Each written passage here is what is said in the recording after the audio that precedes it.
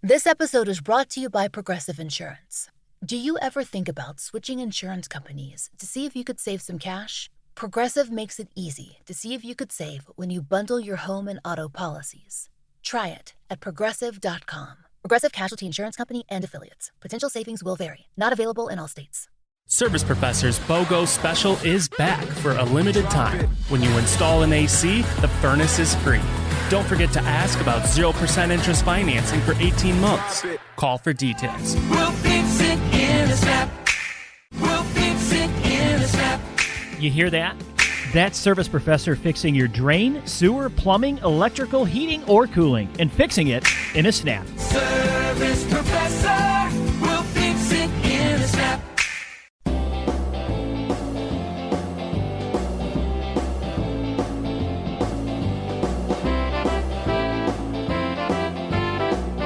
I mean, I just want to go see a movie, but now I get to go in drag and get a photo taken of my face.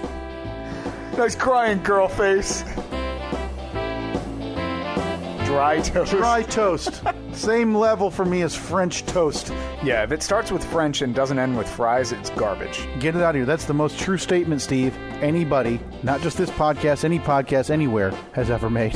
If it starts with French and doesn't end in fries, get it out of here. Get it out of here. That streak that flew past you? No, that was my brother. Because I'm White Lightning. You wouldn't have seen me. So she bought a specific bag for this, but it wasn't like described on Amazon Prime as like, this is the bag you need to bring to the hospital. Bag, yeah, it's got like pockets for like this is where you like put the placenta or something. No, this is the placenta pocket, the placenta pouch.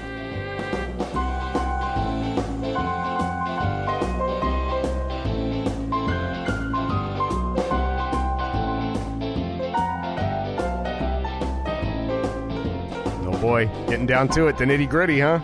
The placenta pouch bag is packed and sitting by the door. Yeah, things are ready. Discomfort is at an all-time high for her. Nice. So, yeah, I think she is ready. I am holding out hope for 11 days. 11 days. I don't think that's going to happen, but here we are. We're back for another episode. This episode was probably one of the ones that we were like, maybe, I don't know, could happen, could not. By the way, it's Sunday, October 7th, 2018, the year of our Lord. It's the Steve and Kyle podcast.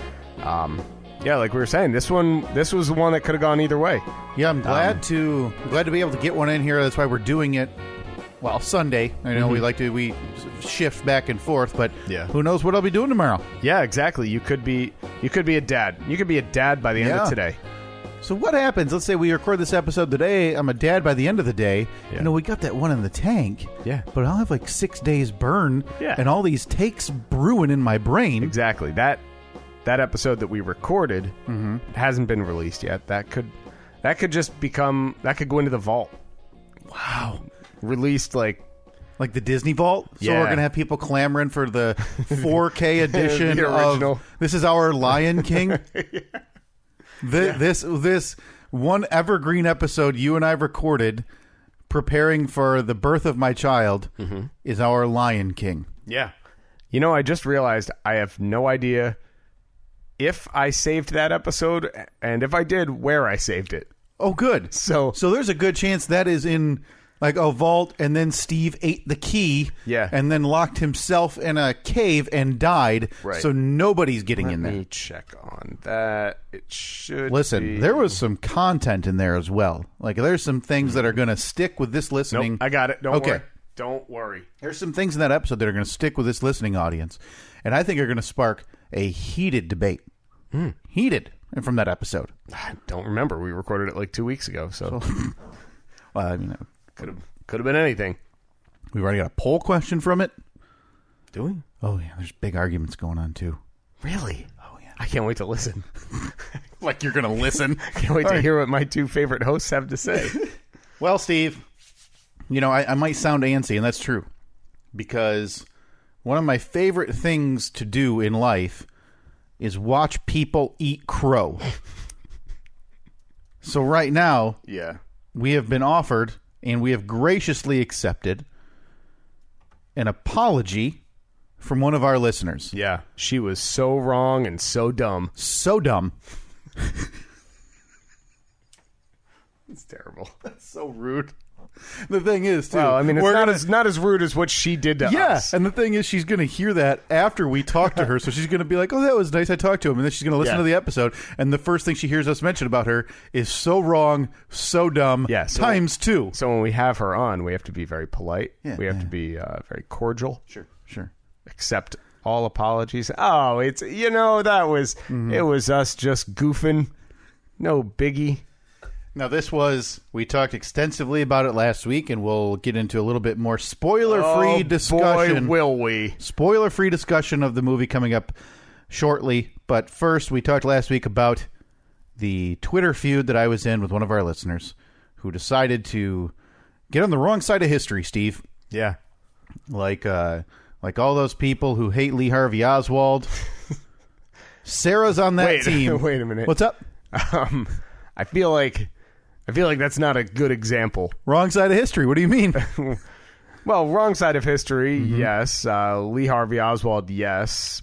But maybe not for... Being anti-Lee, right? That's wrong side of history. Or pro. Or pro Oswald. We're going to look back on the way we treated that man. By the way, somebody did tweet us before and I'm not going to get too off track here. Somebody tweeted us asking about where the #1 librarian shirt is in the merch shop. That is a Steve and Kyle executive decision that we should not and cannot sell those. No. As much, and trust me when I tell you, as much as I would love to. Look. And as great as the shirt was that Nikki designed for us, an incredible design of poor Lee boxing books with the #1 librarian, and the #1 is in the crosshairs. Yeah. There's a chance that, I don't know. I don't know what the future is going to hold. Sure. 30 years from now, maybe I want to run for city council. Maybe I want to be the president of my retirement community. I can't have something like this being dug up on the internet. Yeah, when you get to your debate and you find out someone has like a PowerPoint slide with a picture of you in this shirt. Yeah. And your 72-year-old Steve is now out of a job as a volunteer president of his retirement community. It is a lovely shirt. It really is. It's a great design. With a white design. I love it. It's comfortable. Wear it around the house all the time. But do not dare wear that outside of the house without like a sweatshirt over top of it with a jacket over top of that. Well, and the circles we run in, Steve. There's a good chance we're going to run into a Kennedy. It's true. And then next thing you know, they're all offended. Very true. Because they haven't heard both sides of the story. Yeah. They've got the government side from the Warren Commission. Right. Like, that's legit. All right, but anyway, we digress. Really, really digress. Sorry about that. So, we got into a debate. One of our listeners decided to argue with me that Bradley Cooper was not handsome, which... I am 31 years old, Steve. In my life, I haven't heard anything as offensive as that. It's pretty dumb. Yeah. Second time, huh? Going with the... Yeah. Well, I mean, I think, let the ends justify the means with this one. We threw up a Twitter poll. Basically, what was the exact wording of it? Or a Facebook poll and a Twitter poll? Yeah, Facebook and Twitter poll. Is Bradley Cooper in A Star is Born handsome? So that's as down the middle as it can go. Yeah. Right? And you posted pictures. Yep, I posted a photograph on Twitter of him in the movie. On Facebook, I posted 2 photos. And I really tried to find the one for Facebook where he looked the most like weathered. Mm-hmm. And it still went overall with more than 120 votes. 71% saying Bradley Cooper is handsome. I'm wondering who that 29% was. Dudes? Show yourselves. Like maybe like really insecure dudes. Yeah. But no other dude is handsome. Yeah, we're even getting like Twitter messages from some of our male listeners going, "Oh yeah, of course, look at him. Yeah, come on. For God's sake, the man was manufactured in a handsome factory." And you're going to argue that he's not? So she was using hurtful words like dirty hobo and other terminology that I'm not going to repeat because it's just it's offensive to the public. As a lieutenant in the Cooper Army, I don't want to even think about what she did. Are you a Mini Cooper?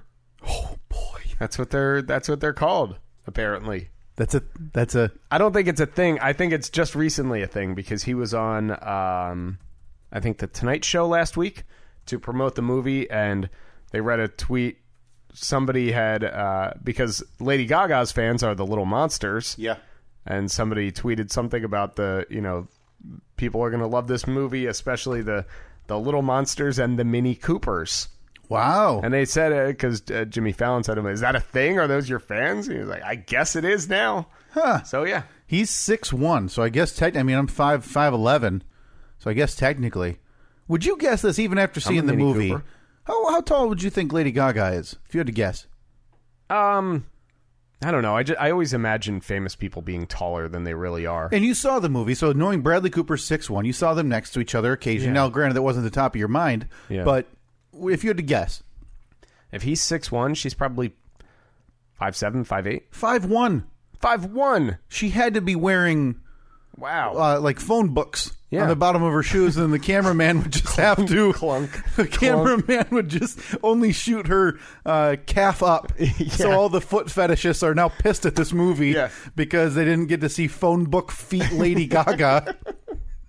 Yeah, 6'1" and 5'. The only reason I know this is because, like you said, Mini Cooper. Well, I didn't want to be offended if I'm taller than Bradley Cooper, but now that he's 6'1" and still handsome, I will gladly... label myself a Mini Cooper. A Mini Cooper. I'm a Mini Cooper as well. I mean, part of me prefers the Cooper Army, so I can give myself a military rank. Yeah, but no, Mini Cooper. But we digress again. But we really meant to get to this like right at the top, and we've burned 10 minutes. So again, Sarah insulted me and everything I've known and loved in life. So she offered. Now, my question to you, Steve, do you think this offer is legitimate? Do you think this offer of an apology... Oh, boy, imagine if she...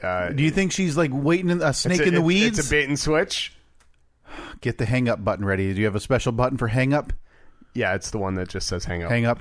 Okay, get that one. Is it like a big red one? So can I reach over and smack it? No, I mean, I haven't bought, like, an external button I feel like to set up. As we grow... And as this merch store makes us an insane amount of dollars, I feel like that's something we need to look into. Okay. A big red hang-up button. Yeah, that's the list of things we need. Hang-up button that somehow... connects to the Google Voice account. To the Google Voice account. That we can both hit gotcha. When we're on one of our... we can both hit. So do we need two of them then? I figure one big one in the middle. Maybe we can have like a Y splitter. So that's not bad. Okay. Yeah, maybe a Y splitter for the phone button. Splitter for the yet to be invented phone. Whoa. Hang up button. Got it? All right. So we'll get that. That's going to be the first thing installed. Yeah. But we digress. Okay. So we're going to call her. She's offered an apology. This is Sarah Frenchie Toasty. I think this is a bait and switch. I'm coming out with it right now. I think I'm going to end up insulted. That's quite a prediction to make. Let's see if we can get Sarah on. Get to the bottom of this because we want to hear her eat crow. Okay, here we go. That's a ring. Yeah. That's how that works. Hello. Hello, Sarah. It's Steve and Kyle from the Steve and Kyle podcast. Hi. How are you? Hi. Good, how are you? Oh, doing just fine. We're just calling for an apology. Yeah, you sound very contrite. That's the way I appreciate you picking up your phone after being humiliated on a what we can call national scale. Just absolutely slaughtered. Embarrassed. Shamed. Really, really wrong. I don't know how much of a fan you are of the term made to look the fool. Oh, boy. You sure look foolish this what Sarah Frenchie Toasty. Mm-hmm. Well, I'm so sorry. What would make you say such a terrible thing about Bradley Cooper, a man amongst men, a pillar in the acting community, an icon among handsome? Yeah. Why would you say such a thing? Because he just looks really oily and greasy. Oh, right. Oh, for God's sake, those words again. You can't even control yourself. You're popping off right now. You've been proven wrong. Yeah. And you refuse to admit it. and it's just despicable. The polls went 71% in favor of Bradley Cooper here, Sarah. So if not just us an apology, you owe everybody an apology. So we're going to let you read that obviously pre-written apology that you have come up with at this moment. Okay. Everyone, all 7 of you listeners, I am so sorry that I offended Bradley Cooper. Well, you didn't offend Bradley, Sarah. I want to interrupt you there. I don't think it made it all the way back to. I don't know how high up the flagpole that went, but you more offended the entire nation. So if you want to restart and maybe widen the scope of who you offended, that'd be great. Yeah, it's like 325 million people. So if you could just start at A and work your way to Z. All of America, I am so sorry that I offended you by saying Bradley Cooper looked like a greasy, oily We old don't man. need to repeat the words again for the third time that we all agreed are offensive and unfounded. So continue. And Kyle, I'm so sorry that I hurt your feelings. Thank you, On Sarah. your man Thank you. crush. Thank you very much. You're welcome. He is obviously universally recognized as handsome now that the Steve and Kyle podcast Twitter poll has determined as such. I appreciate you going outside and picking up that fresh crow from the ground and chomping on it. Mm-hmm. Hopefully it wasn't too tough to handle. No, it really wasn't. And Kyle, if you wouldn't have gotten so upset over the whole situation, it never would have escalated to where it was. Boy, today. it sounds like she's pushing the blame onto you. This feels like some projection right now. I mean, it's almost like if I out of nowhere, Sarah Frenchie Toasty, lobbed a shot at Twitter against your mom, like a family member, or a child. That's Bradley Cooper for me. He's like a family member that I've never met, but I'm going to one day, and just stare at him. And it's like you took that's the equivalent for me. So, I apologize for maybe getting a little riled up, but I appreciate you accepting that you were way in the wrong here. Oh, yes. And I still need to know, did you cry when you saw the movie? Well, we haven't gotten to our full discussion of the movie just yet. We're going to do that probably right after we get off the phone with you. So you'll just have to listen back to the episode to hear Kyle's range of emotions during the movie. Yeah. Okay. And also, we have to, very quickly before we have to go, French toast sucks. No way. Pancakes are the worst. Oh, what? Oh, boy. What? Okay, well, we'll call you next week for an apology on this one. Pancakes or French toast? What team, what camp are you in? Well, that'll be on the poll. Have you not looked on Twitter lately? Well, yeah. I think it was Nikki Constantine stating French toast is so much better. Oh, yeah, well, but Nikki is also on our S list because she didn't like cannolis when we were in Nikki Boston. doesn't like cannoli, which is Steve's family food. Exactly. It's the food of my people. So it's like you and Nikki and a bunch of the listeners just decide to be contrarians and wrong. That's more important. So I can't wait because get another written apology ready, hopefully a little better and more heartfelt than this one, because when we call you next week after pancakes smash French toast in the poll this week, you are going to feel really silly. We'll see about that. All right, Sarah. Well, thank you for taking the call, eating that crow, and being a dedicated listener to the Steve and Kyle podcast. We greatly appreciate it. All right. Thank you, guys. Have yourself a good day. have yourself a good little Sunday. Hashtag Team Minnie Cooper. Oh boy. Well, that was nice. That was there was a portion there that didn't feel exactly heartfelt. Yeah. It But, was the portion where she used mean words. Yeah. Which was a lot of it. Terrible. Absolutely terrible. Just quite a bit of it. Well, we got our apology from Sarah Frenchie Toasty. We're both Mini Coopers now. Yep. So we're in the gang. So things are good. So let's break down this movie that we saw. Yeah. It was me and Annette, you and Katie. Friday night. Yeah. At way too late of an hour. That's 8 for anybody listening.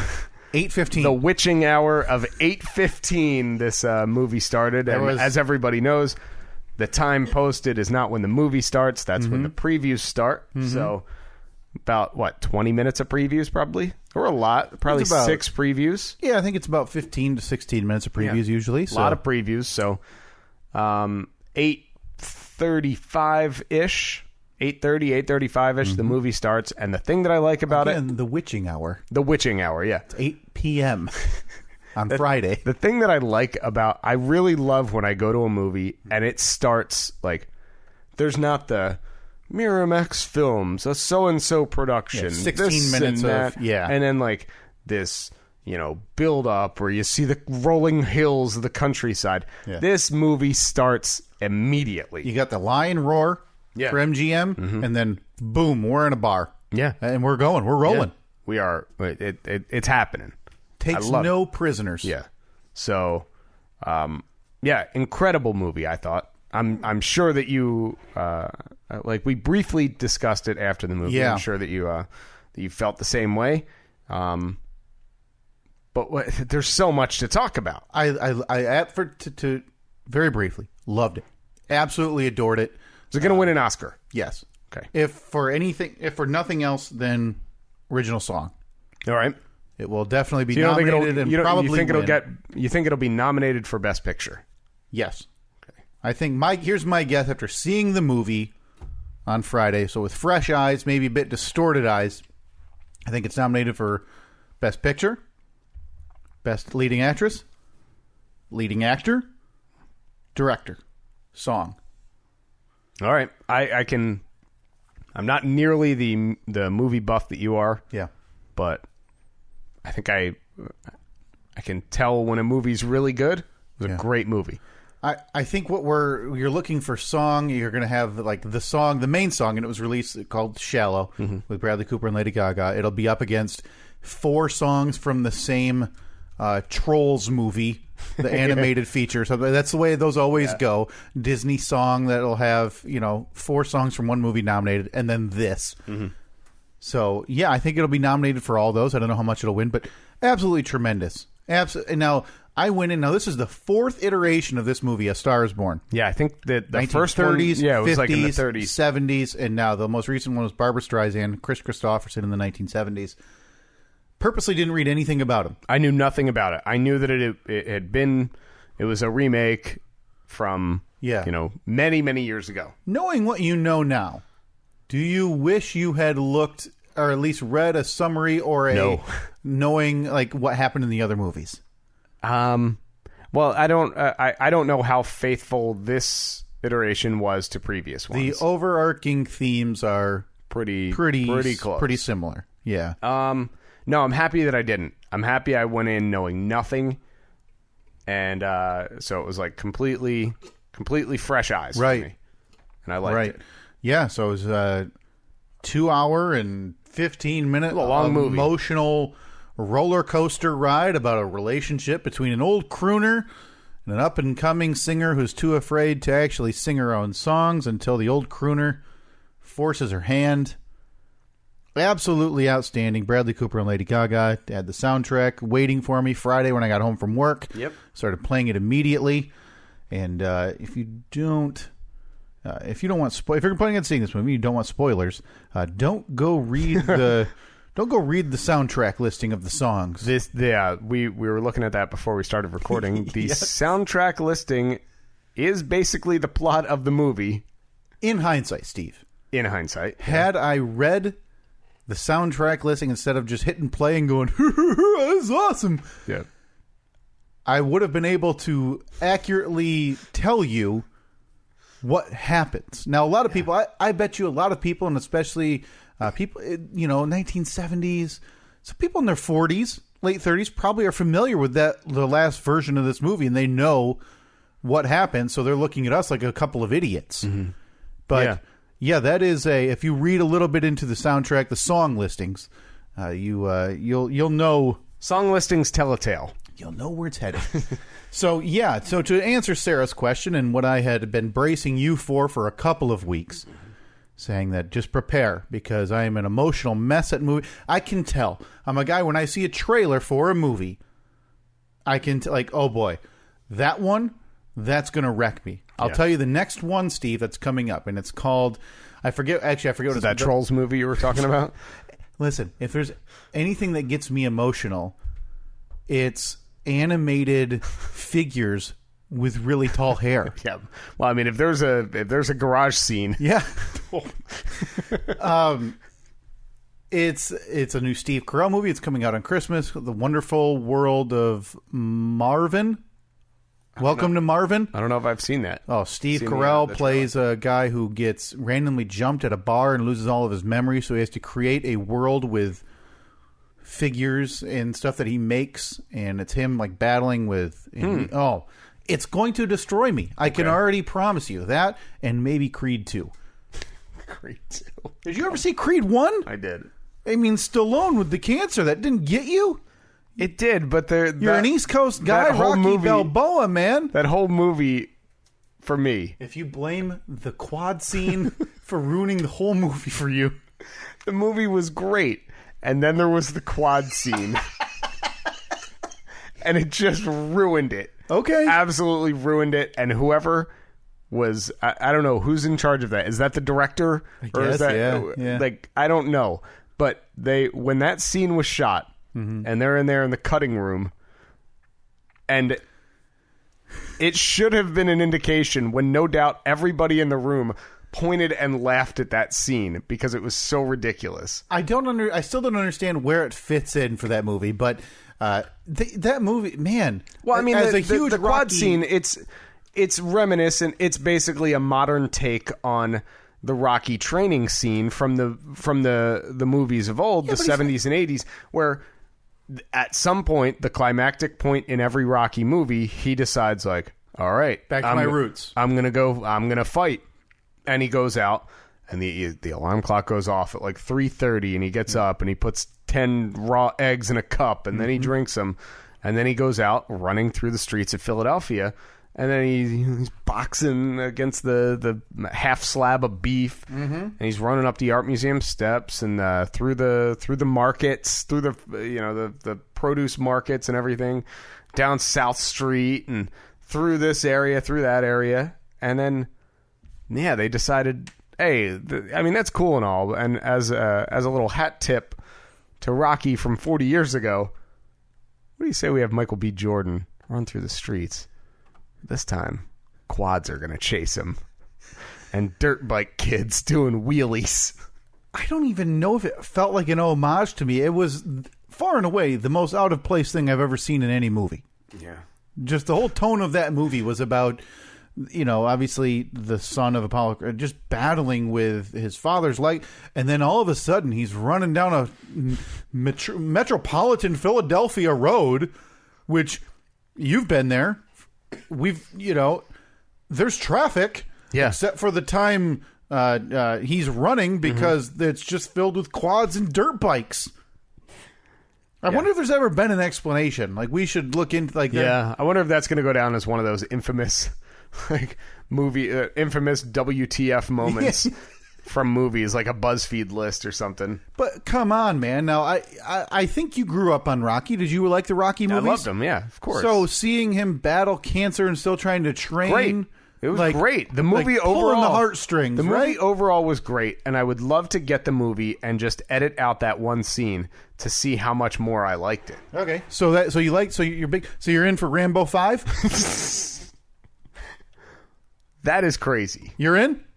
That's legit. I was Rocky, but not really Rambo. I didn't really care about Rambo. Biggest missed opportunity in film history, Steve. You have Rambo First Blood. Yeah. What's the logical next step? Rambo Second Blood. How about Rambo First Blood Part 2? More blood. Yeah. Big misstep. So, yeah, Rambo 5 started. I love Stallone. I hope... Listen, Stallone is going to be making movies in 40 years. When I'm Stallone's he's age 70, now. Right? Yeah, and he's going to look the same as he does now, though, because he's looked this way since 1978.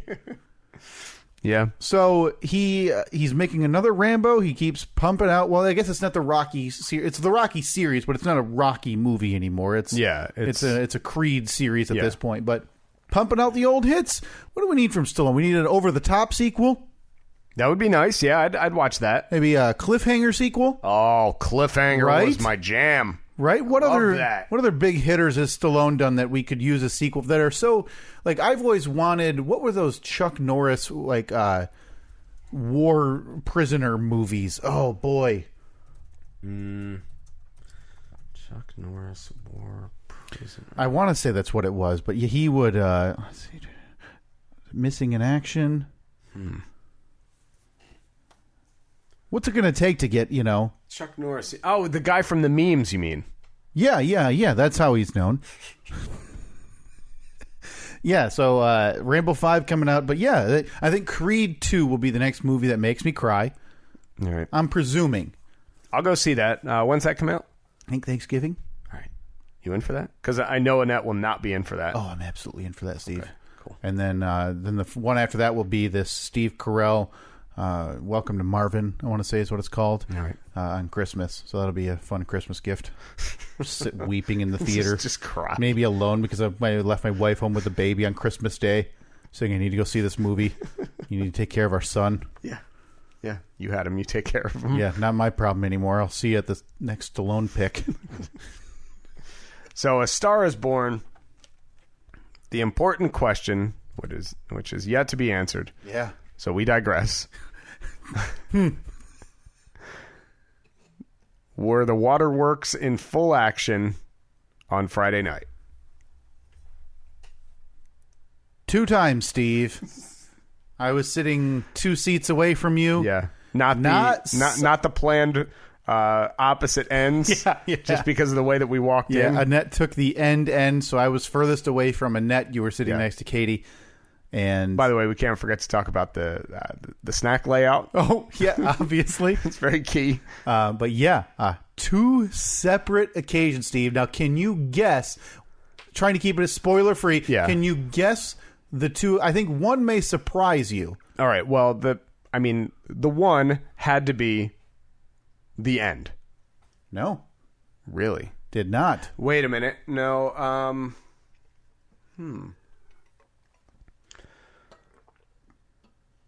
Yeah, I don't. Now, it's important to note, this wasn't open sobbing. It's me battling with my insides with, presumed like a scrunched up face.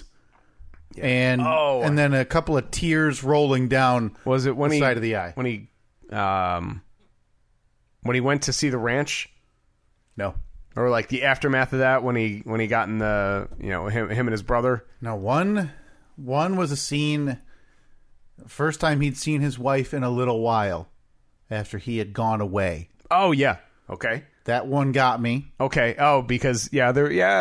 Oh, man, when he... God. You get it? The surprise one. Mm-hmm. Not a sad moment. I was grinning ear to ear and crying.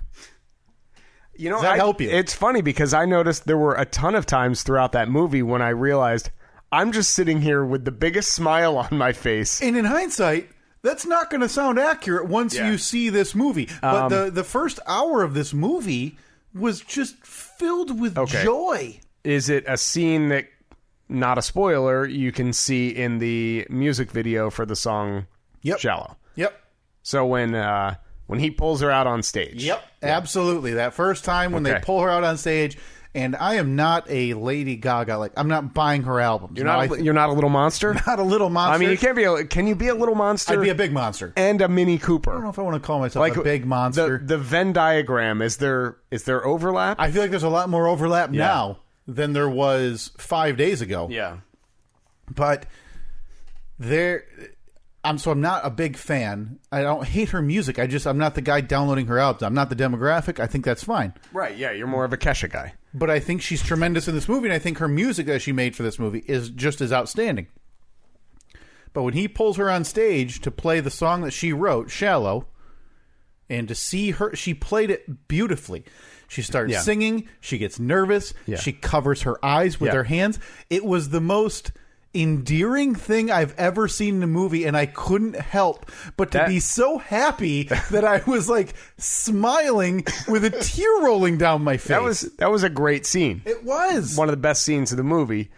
but still, like the part of me that says like I can't disconnect enough from reality to sit there and not say like, oh, come on, man. Like she didn't even write the whole song. Like how does he know the song already? I mean, he's sung a little bit, or she sung a little bit of it, and all of a sudden, oh, he arranged it, and now they both know everything. I think the idea is that she wrote the portion she sang to him that he was familiar with. She wrote. Yeah. He wrote the other portion to go with that. Yeah. And then they sang the end together. But no, I get it. And There's some liberties taken. And the idea that she was pulled up on stage and she knew the pacing and everything already.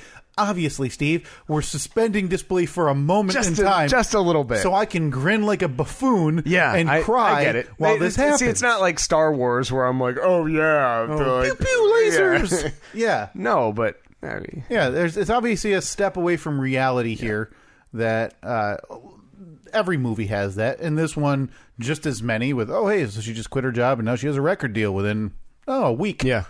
But I get it. But yeah, those two scenes were the ones that absolutely, and I think the ending got me so quickly, I didn't even have time to process it. So that one did not affect me as much. That was a surprise. Yeah. But you started to see where it was going, and I was like, oh no. Yep. Wait a minute. Hold on. I think I know what's going to happen here. There's a dog involved, which is never good. No. Never okay. Never. To use a dog as an emotional device against me personally. Sons of bitches. Me personally. And you personally. Yeah. It felt like those two idiots. Mid-Michigan. We're going to get them. Wait till the dog scene. And it worked, man. But I think safe to say, checkmate there. I never got a chance to ask. What did your wife think? Oh, she loved it. Did she love it? Yeah. Oh man. Yeah. It lived up to everything I hoped it would. I kind of had a feeling it would, but I don't know if you could tell going in. I kind of build things up in my brain. Yeah, I've noticed that. But loved it. Lived up to every expectation. Some people claiming it's slow. Yeah, well, you know what I'd tell you is it's not a. It is. It's not a John Wayne Western. It's a little bit slow. There were points where I was sitting there like, okay, we're kind of been here a while, but it was slow. But I think that it still carried. There weren't I wouldn't say, oh, you don't need that. Take that scene out. There was no quad scene. Right, there wasn't one that you look at, you go, you could have cut that easily. Yeah. Or there's always things that you can trim down, Sure. But in general, 2 hours 15 minutes for me could have been 3 hours. Yeah. Would have loved it. So, what time is that showing tonight? You want to go back? I mean, it's 8:15 is a little close. They got you know what I call 8:15. The witching hour. The witching hour. Philip, if you can get going on that. 8 p.m. being the witching hour. I don't even have an idea for you. Maybe me on a riding a broom. As the clock strikes 8, I want to see Steve, like a caricature of Steve, glancing up and then grabbing his broom or on the broom as he rips out of town because it's the witching hour. And it's Friday night. So please, Philip, get on that at your earliest convenience. Yeah. Tremendous. I'd give it the highest recommendation for people to go see. The theater was not as full as I anticipated. I really thought it would be really packed. It's Friday night. Sure it would be. Yeah, opening night. Or was it? Did it open on? It technically opened Thursday, but for most people's awareness level, it's Friday night, right? Yeah. And so, but maybe date night Saturday. But I absolutely loved it. Please go see it. I want to have many Twitter conversations about the movie. Yeah, I'm not kidding you. Sarah Frenchie Toasty, get out there and you see that movie. By the way, Bradley Cooper. His hair, I mean, that is my goal. Are you not? That is my goal, to have Bradley Cooper, A Star is Born hair. It's stunning. It works so... I don't care about the logic behind, hey, he's gone for about 3 months and his hair looks exactly the same. I don't care. Doesn't matter. I don't care. The idea that where he was, there's probably a barber. Or he can go to a barber. Sure. My goodness. And there's a bunch of close-ups on his... side profile of his head, and one of the big strands will fall down. Mm-hmm. I don't think I've ever been as envious about anything. All right. So you heard it here first. Hair. You heard it here first. That is my goal.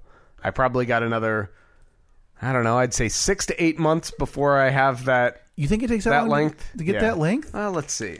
I mean, It's for you. It's the back. Like you need the back to grow so it can get because you need to perfect the little how flip. It goes down. Flip up a tiny bit, a tiny bit. Which mine will do. It's just I had to get it cut recently because the top wasn't long enough to justify the long back yet. I had I was like tiptoeing around mullet territory, and I didn't want to dive right in. So I think the top has to get a little bit longer before I let the back grow a bit more. Where did Annette fall on Bradley Cooper? Did she say anything after you guys left about Bradley Cooper in the movie? Like, hey, he looked good, or hey, he looked like an oily, greasy hobo? No, not really. Okay. We can ask her to come down here and comment on it. Sure. If she's not gone. Yeah. I'm just curious. I want to see where the stars of my inner circle align on the Bradley Cooper situation with obviously no pressure. I mean, I would never want to talk to her again if she comes out and says he wasn't handsome. But yeah, that would be a real first step in divorce. Like, you got to go see a guy. Like, you're just having a meeting, right? Yeah. Nothing finalized, but you want to have a discussion about, Mr. Attorney, I'm sorry. I know this isn't the first one you've got of this, but she just doesn't think Bradley Cooper's super handsome. So where do we stand legally? And then he offers to take your case pro bono because of the absurdity of her stance. Right. Well, I mean, it's going to be a class action type thing because many other guys are going to join in on this for similar situations. Yeah, there's no question. So, it was. I loved it. I enjoyed every moment of it. Well, I shouldn't say enjoyed. Thought the movie was great. Yeah, definitely gripped me. So I would recommend anybody interested in that to go see it. It's weird to be in a spot now, and I've always been open about this, Steve. And that's a movie that if I'm 18 or whatever, I'm going, no way, man. That's a chick movie. I ain't seeing that. Yeah. Oh, Annette's here. Thank you, Annette, for coming down. We just have a very quick question for you. As you know, it was a hot topic of debate last week on the podcast. Where did you stand on the appearance of Bradley Cooper in A Star Is Born? He's hot. Yes. Yeah. That's all we needed. Yeah, that's the world. You're in the majority. What'd you think of his hair? Oh yeah. That's what. I'm sorry. A little greasy. But a little greasy. What about like the length and the look of it? The length. Okay, Steve, you got to do it. Yeah, that's what we're doing. Steve's going to do it. Yeah. You have to grow it back. Yeah. We'll come back. We'll see you in April. Okay. And then it's going to take a couple more months, but you're with me on this. You're on board for me with Bradley Cooper, A Star Is Born hair. Oh boy, that's some waffling. Look at the smile, though. I don't think she thinks you can do it. I think that's that look. So you're going to need, for like a week before we take the final photo of that, you're going to need to like wear a hat in the shower so it doesn't get wet, because you need to maintain the grease integrity. Yeah. No. You can build up the grease even in the shower. You just can't wash it. You could probably throw some oil in there, whatever. Even some hair gel to get that look, to make it look like always damp. Look, I don't need to be instructed on how to make my hair look greasy. You got it down? This is something I've perfected over many years. Okay. So, I'm excited. Next spring, Steve, Bradley Cooper hair. This is next spring we've got Bradley Cooper. Here's the thing. You plan it out right. You're wearing... I know what you're going to say. You're wearing Bradley Cooper hair to the Billboard unveiling. Oh, boy. In the middle of Ohio next spring. Van Wert Cooper hair, here we come. Van Wert, get ready, because whenever we're there, TBD, first quarter 2019, a star is coming to town. A star is coming to town, and that star is Steve's hair. So if you'd like to get pictures with my hair, show up. When we're there for the big Billboard reveal. By the way, still in progress. Yeah. Important to mention. We're making a point to mention it each week, just so it. I know there were like 2 weeks where we didn't mention it. We started getting tweets like, "Hey, what about this?" Still happening, 100% happening. The onus is off of us at this point. It seems like now that we've told the gentleman that senior account executive, it's going to be spring. I feel like we've fallen a little bit further down in his list of priorities, but there's no question. Still happening, 100%. And if it doesn't, everybody gets their money back. Like, it's just that. Yeah, that's how it'll work. And it's just that easy. We'll make that happen, but I don't see any reason why it wouldn't happen. It's just not as aggressive of a timeline as initial. It'll happen. But we digress. Well, we needed to mention that. To get pictures with my hair, my Bradley Cooper hair, it's going to be in the springtime. It's going to be magnificent. Yeah. I'm going to make sure that I don't wash it for a good week before we make the trip down to Van Wert, and people will come from far and wide to get pictures with we it. Could probably do you know, throw a little tanner on your face, maybe pencil in some like cracks like Bradley Cooper, because he's 43. Yeah. You know, and or people we can set up like a booster stool, and they can stand on it so they line up with your hair. So the picture is just them, like smiling face, and then just you forehead up. Yeah. Or I could stand backwards so you can just see the back. Yeah. Yeah. Well, I'm I excited. love it, man. I can't wait to have that hair. It's going to be so sweet. God, it looks so good. I know. So good. So yeah, I was chewing on that movie for a solid 36 hours. It was something. That affected me, that it took me that long to comprehend and think about what I had seen. Which is mark of a good movie. Yeah. So that's how you know. Yeah, absolutely. It was I was again surprised by some things, but I'm happy if you plan on going to see this movie and you don't know what the plot lines for the previous versions of the movie are. Yes. It would be my recommendation not to do any research on it. Yep. Don't look it up. Don't do it because like I said, the themes from the first three definitely parallel this one in the terms of the trajectory of the movie and the lead characters. So please go in as blind as possible if you want. And again, if you see it, I'd love to have these conversations on Twitter because I was so enamored with the movie that I love talking about it now. So please let us know if you see it. I'd love to have a conversation about it. Yeah. You know what else we have to talk about from A Star Is Born? The snack layout. Oh yeah, you mentioned that. Yeah. Now, you had called my candy choice before I even By the went way, there. we are 50 minutes into this episode already. Well, 6 of it was trying to get Sarah's That's wrong true. phone Yeah, number so to probably work. about 45 or so. But, yeah, you had insulted Mike and Ike a couple of weeks ago, and in prior calling it a garbage candy It and is. not worth. Yeah. And Still, you said you'd bring they're poverty treats. You said you were going to bring like a box of cookies and a granola bar or something like that, if I remember accurately. M&M's. Oh, peanut butter M&Ms. Peanut butter that's right. M&Ms. Peanut butter M&Ms. Standing by that. Oatmeal raisin fiber bar or something like that, I think is what you had said. A Southwestern omelet. And a gallon jug of water. Steve was prepared to live out 127 hours, but in a movie theater. Yeah. So there was a lot of debate on which candies and treats would be bought for the movie. So you saw me and my wife show up, nothing in hand. You had our tickets.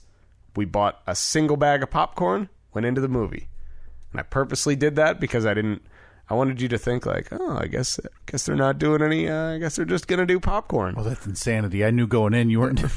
But then once we sat down, the pockets opened up. The M&Ms came out of one pocket. Zip.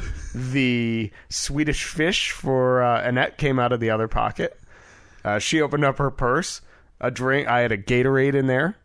She had I think a cherry Coke or something. And then we brought you a treat. And I'm curious to know what the status of this treat is because you have picked the worst candies in the world, Mike and Ike's. I'm surprised you didn't have, what are the little purple and white pill things? Oh, Good and Plenty. Oh, Good and Plenty's are garbage. They're terrible. I agree with you there. They are, I mean, Mike and Ike's Good and Plenty's, it's like 1 and 1A for the worst That's candy. not even debatable. That is wildly incorrect. So when Mike and Ike is leagues superior than a Good and Plenty.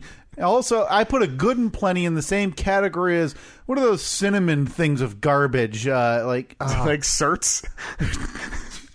Yeah, I'm thinking of gum.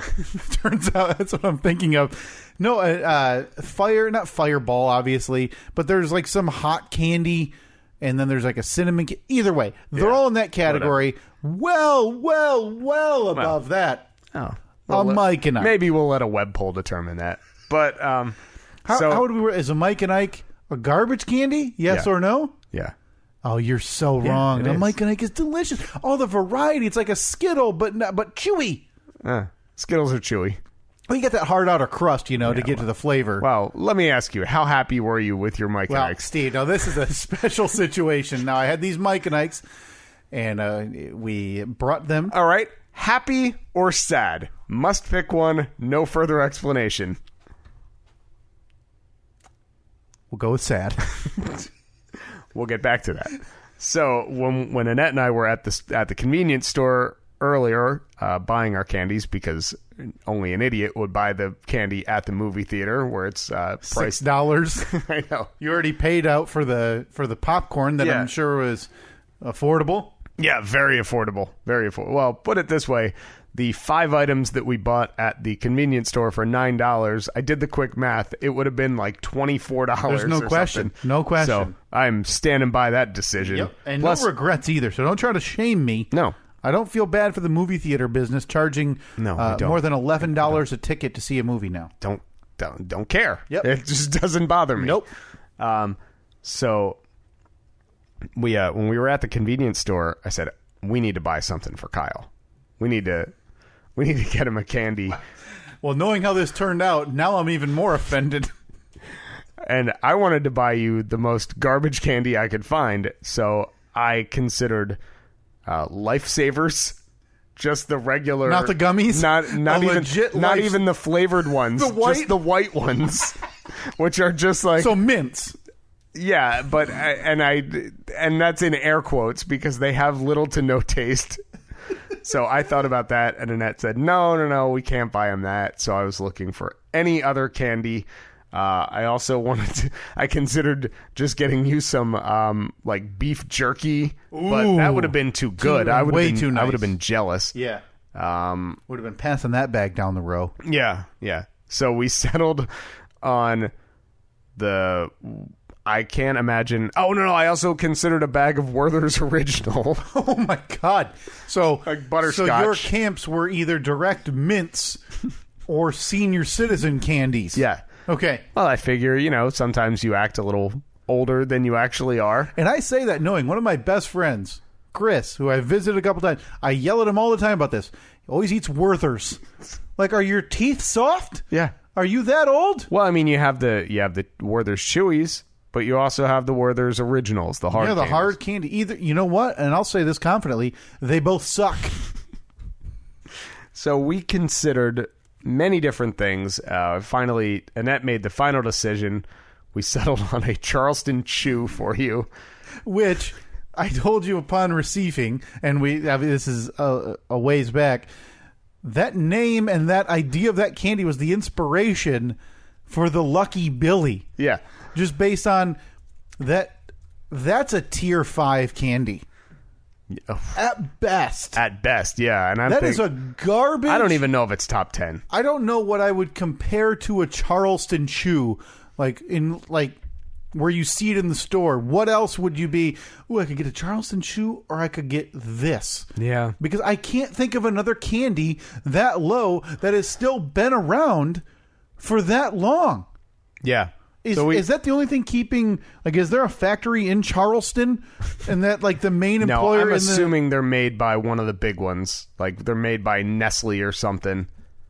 Or do you think are they a lone wolf they're in the candy holding on, world? like the Necco company, Yeah. making their chalky discs. So that is a flavored nougat covered in chocolate flavor coating, created in 1925 by the Fox Cross Candy Company. Boy, it just went away. Fox Cross Candy Company, founded by stage actor Donnelly Cross. And the candy was named for the Charleston, a popular dance. Somehow that thing's still around. Yeah.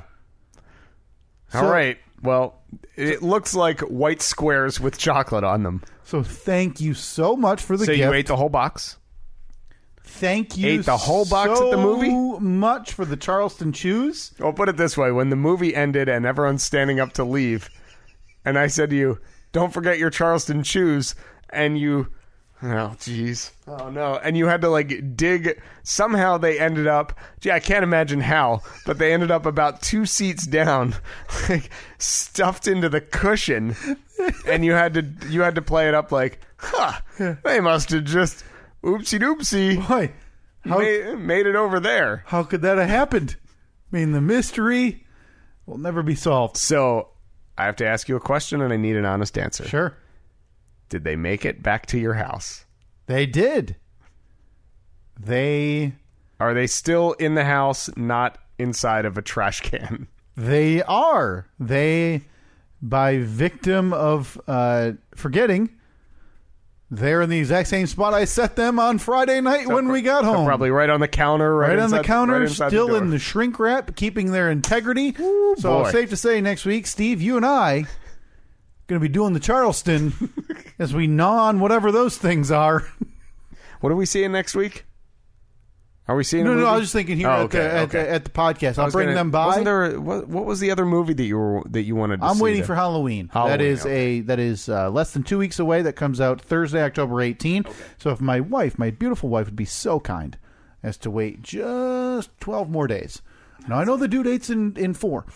I just need 12 days so I can see Halloween at 7 p.m. Thursday, October the 18th. All right. It's not a big deal. Not too much to ask. Sure. Did I watch the original Halloween last night and get very nostalgic? And yeah, I mean, it's fine.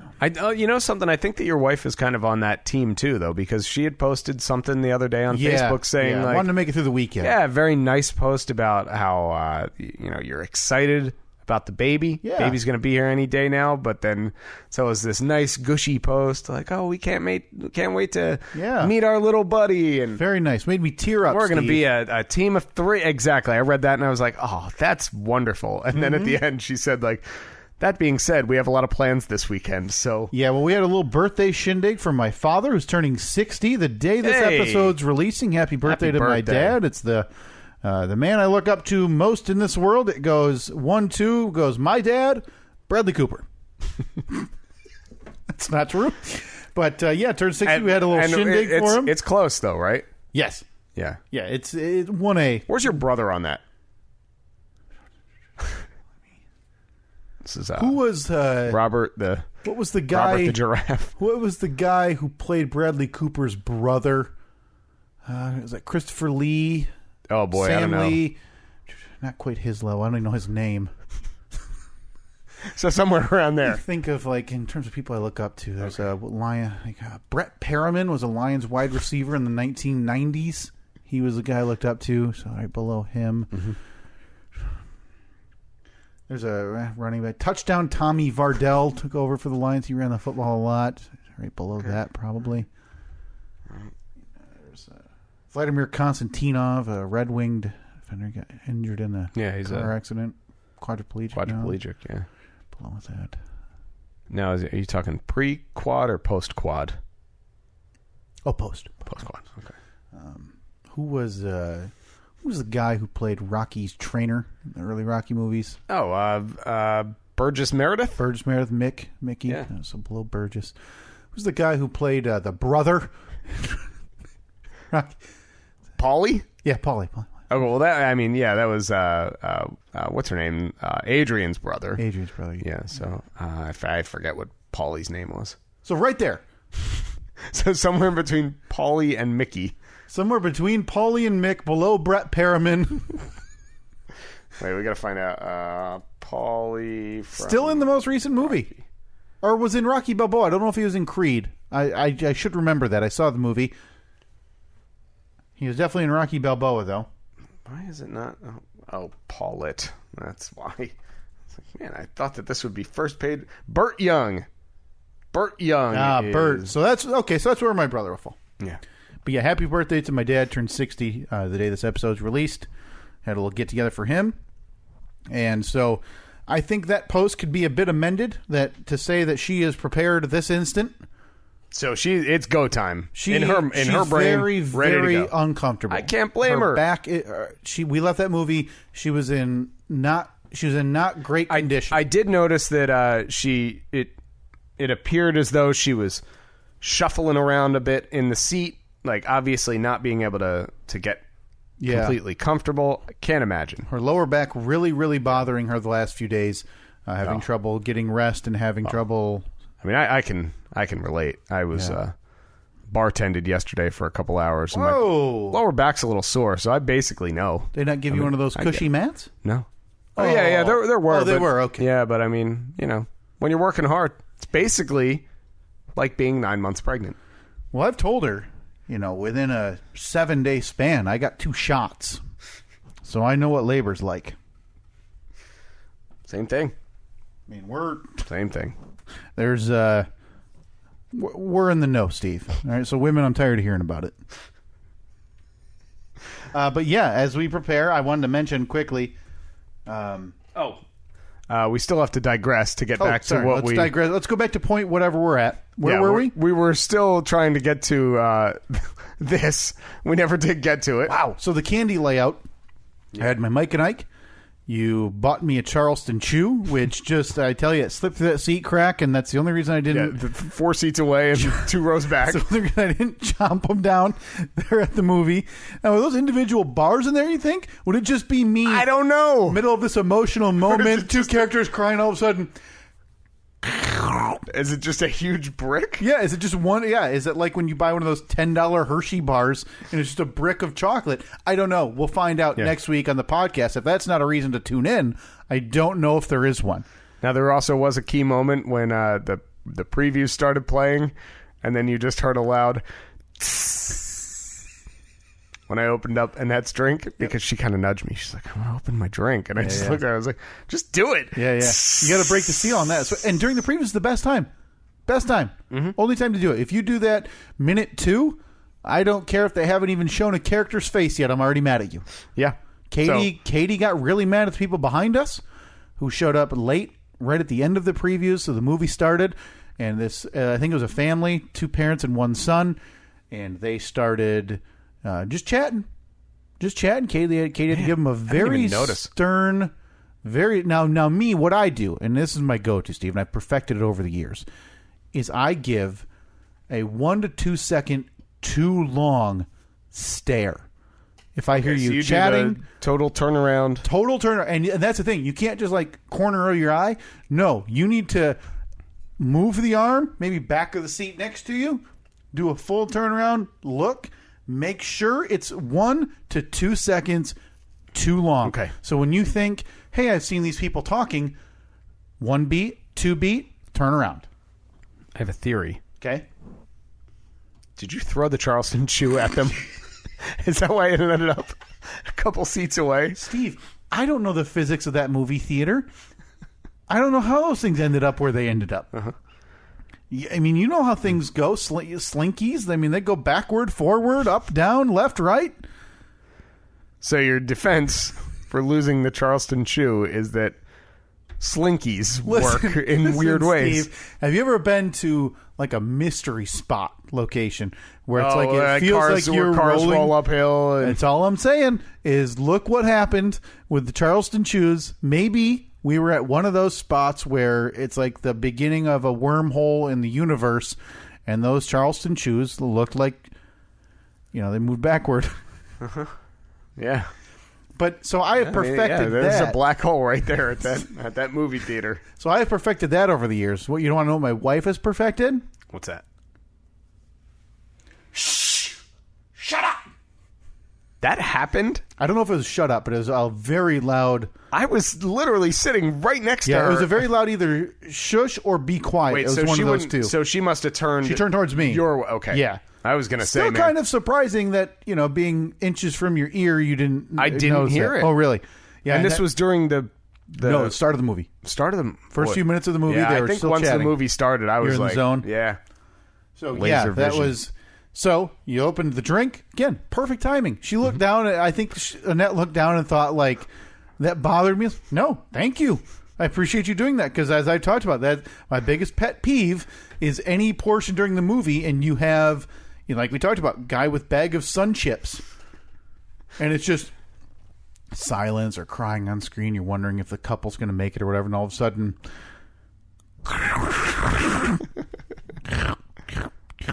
So, yeah, no, it went perfectly. So what candy did she have? She had, what did she? Swedish fish. Oh, that's right. I was going to say, knowing Annette's a wild lifestyle, I was thinking maybe like a sugar-free, like junior mint. Not chocolate covered, just the mint part, sugar-free. You'll go for it, and that's just got a bunch of asparagus. Fresh off the grill, want some? Where do you even get that? How do you Out of get the back pocket. How did you do that? And then like a cup of sparkling water. Because she likes the taste of the carbonation, but doesn't want you know any of the extra nonsense. Yeah, so I'm glad that you enjoyed the Charleston Chews. But anyway, we had a debate a couple weeks ago about this whole movie candy what we're bringing debacle. I said I was bringing M&Ms, the peanut butter flavor. You said you were bringing Mike and Ike's. I laughed at you. We tried to find common ground. Yeah. Meet in the middle on something. Bipartisan efforts. Yep. That did not work. We ended up discussing at length the Kit Kat, which The we Kit both Kat, agree is a delicious candy. Fantastic candy. But then the debate raged on about, of course, this was a debate, whether it was a candy bar or not. You said yes. I said no. I think that if you look at a Kit Kat bar wrapper, it doesn't actually... Kit Kat. I don't think it actually says candy bar, which... Still defending that, huh? Well, it says it's crisp wafers. They're not, like, I don't know. I think a candy bar has to be thicker. It has to be one piece. It's right in the song, break me off a piece of that Kit Kat bar. Right, well, then... So now it has to be one piece now? Boy, yeah. There's a lot of prerequisites to be called a candy bar in Steve's universe. Like I said, I look to our Lucky Lord and Savior, the Lucky Billy. Like, this is what I consider a candy bar. This is candy bar shape. This is, the Lucky Billy, the Snickers, the Three Musketeers, the Milky Way. Mm-hmm. They're all that bar shape. So of course we had to post up on Facebook and Twitter: is the candy bar, or is the Kit Kat bar a candy bar? Oh, that's right. Oh, I have those results. I did write them down. We just never got to it. Oh, good. How do you think it broke? Well, I know. I know that it didn't go well for Team Not a Candy Bar. 92%, Steve, called the Kit Kat a candy bar. Facebook was aflutter with your idiocy. I believe the one thing that you even told me really devastated you and your argument was somebody's comment. I forget. I apologize for forgetting who wrote it. Was if not a candy bar, what is it? Yeah, they said if the Kit Kat bar is not a candy bar, what is it? And I didn't have a good response to that. So I congratulate you on your one victory.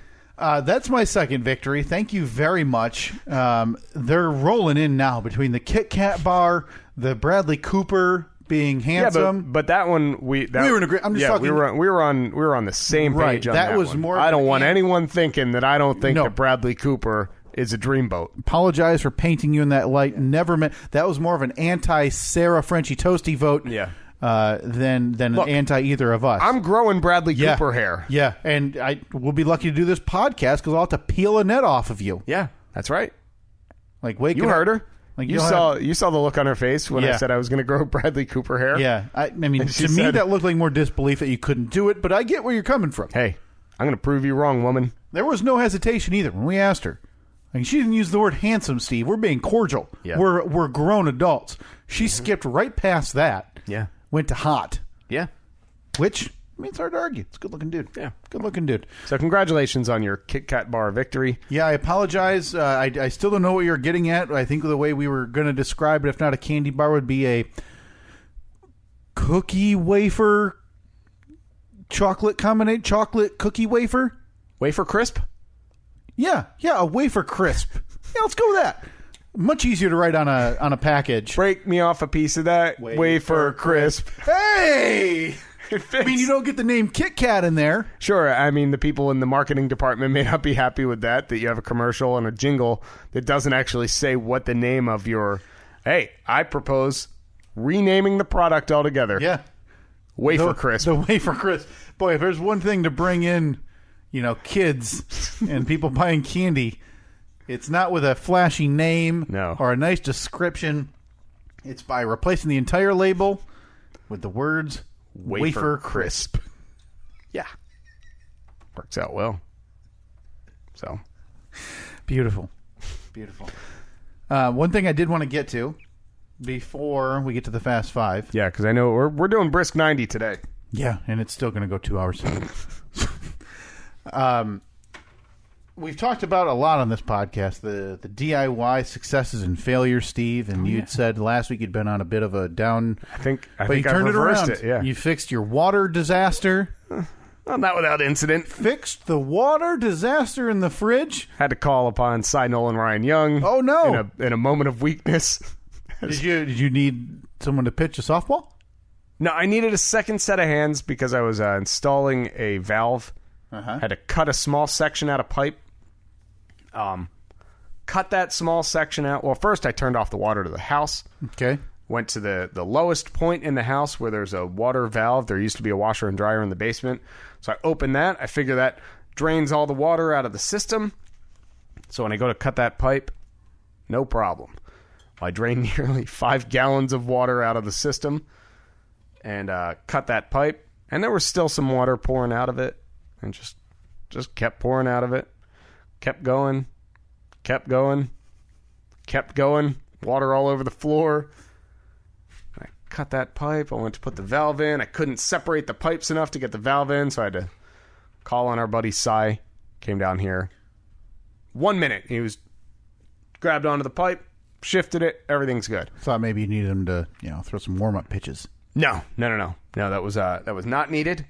His arm was not required for this. But yeah, so we got now. I mean, you saw before we started recording. Yes. I went over and I filled up my cup in 10 seconds, whereas last week that was a task that took nearly a minute to do.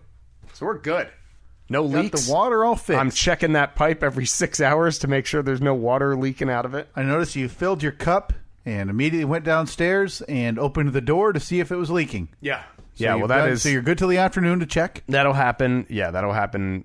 You want to go check? You want to? Probably. No, I think I good? think we're all Okay. right. Yeah. All right. That'll happen for the next month or so. I'll check that thing numerous times every day. Oh, somehow it'll freeze in the middle of winter, and next even thing though you know, you'll it's have like it couldn't be more inside of next the thing you know, house. you'll have an ice dam inside your house. I don't know how those work. You had it at your house, but I'm assuming it's how it works. Yeah. You pour too much water or something. Mm-hmm. Yeah. Just like I'll that. just get my flamethrower out that I bought to melt the ice dams at my old house. That was a bad move. But hey, you're back on the winning side of things. That's right. So good looking up for you. Yeah, I gotta After a depressing streak of 2. Yeah, it was bad for a while. Well, We're back though. Well, Steve, I'm on a hot streak. Told you I'd been cruising for a while, been hanging stuff, doing things. Now, not cutting pipes and doing all that stuff, but Well, that's reserved for us. I don't know. Experts. I don't know if you heard. I built a bookcase. Oh yeah, I did. Heard that a time or two. Beautiful, beautiful bookcase. Spans the wall of my basement. Painted, beautiful. Looks great. Mm-hmm. That's for all your movies. Yep, movies and books go on there. Looks gorgeous. So the most recent adventure, obviously getting the nursery ready, the baby's room, and hanging some stuff. I told you, as we talked about the disaster less than 6 months ago or 7 months ago of trying to hang a towel rod. I don't even remember. It was like 6 hours, something silly. And we were supposed to hang out that night too. I forget what we were supposed to do. Yeah, but you were ended doing up, something. You ended up being like 2 hours late. Oh, it was awful. Just awful. I'm sure I was sweaty, filled with drywall or grout everywhere. I don't remember what we were actually doing. Oh, we went down. We were at a bar. Your Bob was in town because you were also yep. that was working on that weekend. was Jeep weekend. Yep. Jeep end. And okay. Second time today, Steve, you just grabbed your microphone and with almost zero resistance, it fully removed itself from the table. All right, you keep telling your story. I'm Sure. just going to be over here working on Yeah, this. you go ahead and wrench away their DIY, Steve. So it's about that time where we're hanging stuff in the baby's room. You know, decorations and some practical, like one shelf, couple decorations, things getting ready, the final touches, if you will, in the baby's room before he's born in the next week or two. So or a day or two. Or a day or two, let's say week or two. And one of the things I hung up was a shelf. And I meant to text Steve, but instead I just posted it to our social media in a momentous moment of pride for me, Steve, and everybody. I got the shelf up first try, nailed it. I had a picture taken. For whatever reason, it didn't save. That's the reason I didn't send it to Steve. Was the shelf with the level on it that I wanted to send to Steve to show. Nailed it first try. So it was level. Beautiful. Level and total time investment in that? Start to finish, from the time you said time to hang that shelf to the time you walked out of the room and shut the door. Everything's cleaned up. Well, it was less than a Katie shower. Whoa. Yeah. Less than 10 minutes, Steve. Whoa. I'm thinking about starting my own YouTube show. Okay. Of like shelves hanging. And this wasn't just, stud to stud. You got to throw a wall anchor in there. Really? Yeah, now, did you hit one of the studs? Like a stud on one end? Obviously, you're looking for security. We hit one stud. Absolutely. One stud, one wall anchor. Went to the other side of the room, a different wall. Had a big piece of wall that I received as a gift. It's a Spider-Man wood piece of work, and it's got a bunch of individual panels of different comic book covers. Wanted to hang it in his room. Heavy. Because a lot of times with pictures and light stuff, I use like command strips. Yeah. Don't have to put anything in the wall, peel it off. I tried that in the basement, had like 5 of them on there. Would keep falling off and coming off. No way, man. Going right into the wall. D.I. Kyle? Found 0 studs because I wanted to do in the middle of that wall. Yeah. I didn't want it to look stupid with the door open or door closed being way off center. So decided, you know what? Gonna throw a couple anchors in there. 4 minutes. Level. Gorgeous. Hanging. Level with the closet door. Whoa. Inches away from it. Wow. 2 for 2. Thank you. For a lot of people, they're thinking it can never be done. Hanging things? Level? Yeah. I'm here to tell you. What does that even mean? I'm here to tell you. It's possible, and you can do it with a little bit of shame from your podcast partner and friend and from the internet. With a little bit of shame, you too can do things correctly. So what you're... I'm on a hot streak, Steve. So basically what you're saying is that... If I can change, and you can change, everybody can hang change. Pictures. Once again, that's... If I can change, hang pictures. and you can change. Hang pictures. Everybody can Hang change. pictures. Thank you, Rocky. Listen, boy, it's like there's a Rocky sound for everything. Rocky heavy show today. Didn't expect that. I know. Did not expect that. So I'm riding a hot streak, Steve. I'm 2 for 2. What do you think I decide to do? If I was you, I would have quit. 2 for 2. Hey, you're batting 1,000. Come on. What's going to stop this train? 3 for 3, baby. Let's do it. So we have a piece of artwork. Now, we haven't announced our upcoming son's name to anybody. We know it, obviously. And we ordered from Etsy a unique piece of artwork to hang over his crib. But we can't hang it up because people coming over has his name on it. But nobody's home. So let's pull it out, see where we want it on the wall. Maybe put the hooks in the wall. Hang the screws. Put the screws in the wall. What do you think happens? We're middle of the crib where we want it to be. What are we staring at, Steve? No studs. No studs, yeah. Just did one. That's all right. Who cares? Oh, there's a stud, all right. His name's Kyle. It's D.I. Kyle. So I slap. By the way, if you pronounce that, if you don't pronounce D.I., it just sounds like Dick Kyle. I don't know if you thought about that before you came up with your new alter ego. Well, you've got to pronounce YouTube it. That's sensation name. You've got to pronounce it. I mean, that's not my fault. Sure, is it a byproduct that I might be getting called Dick Kyle? Surely not the first time. No, and definitely not the last. So D.I. Kyle, back at it, decides to go for 3 for 3, finds, slaps an anchor in, boom, beautifully. Go, measure, it's got to be 14 inches level. What am I, a first timer? No, I've done it twice in a matter of minutes. Mark Wait, it. is Katie still? So she hasn't even. No, she's out of the shower now. Now so she's in the room. She's already aware of 1 and 2 Yep. being a success. Yep. Now she's in the room watching, assisting. So the pressure's on. Go 14 inches across. So you're no doubt like now that you got an audience, sweating a bit.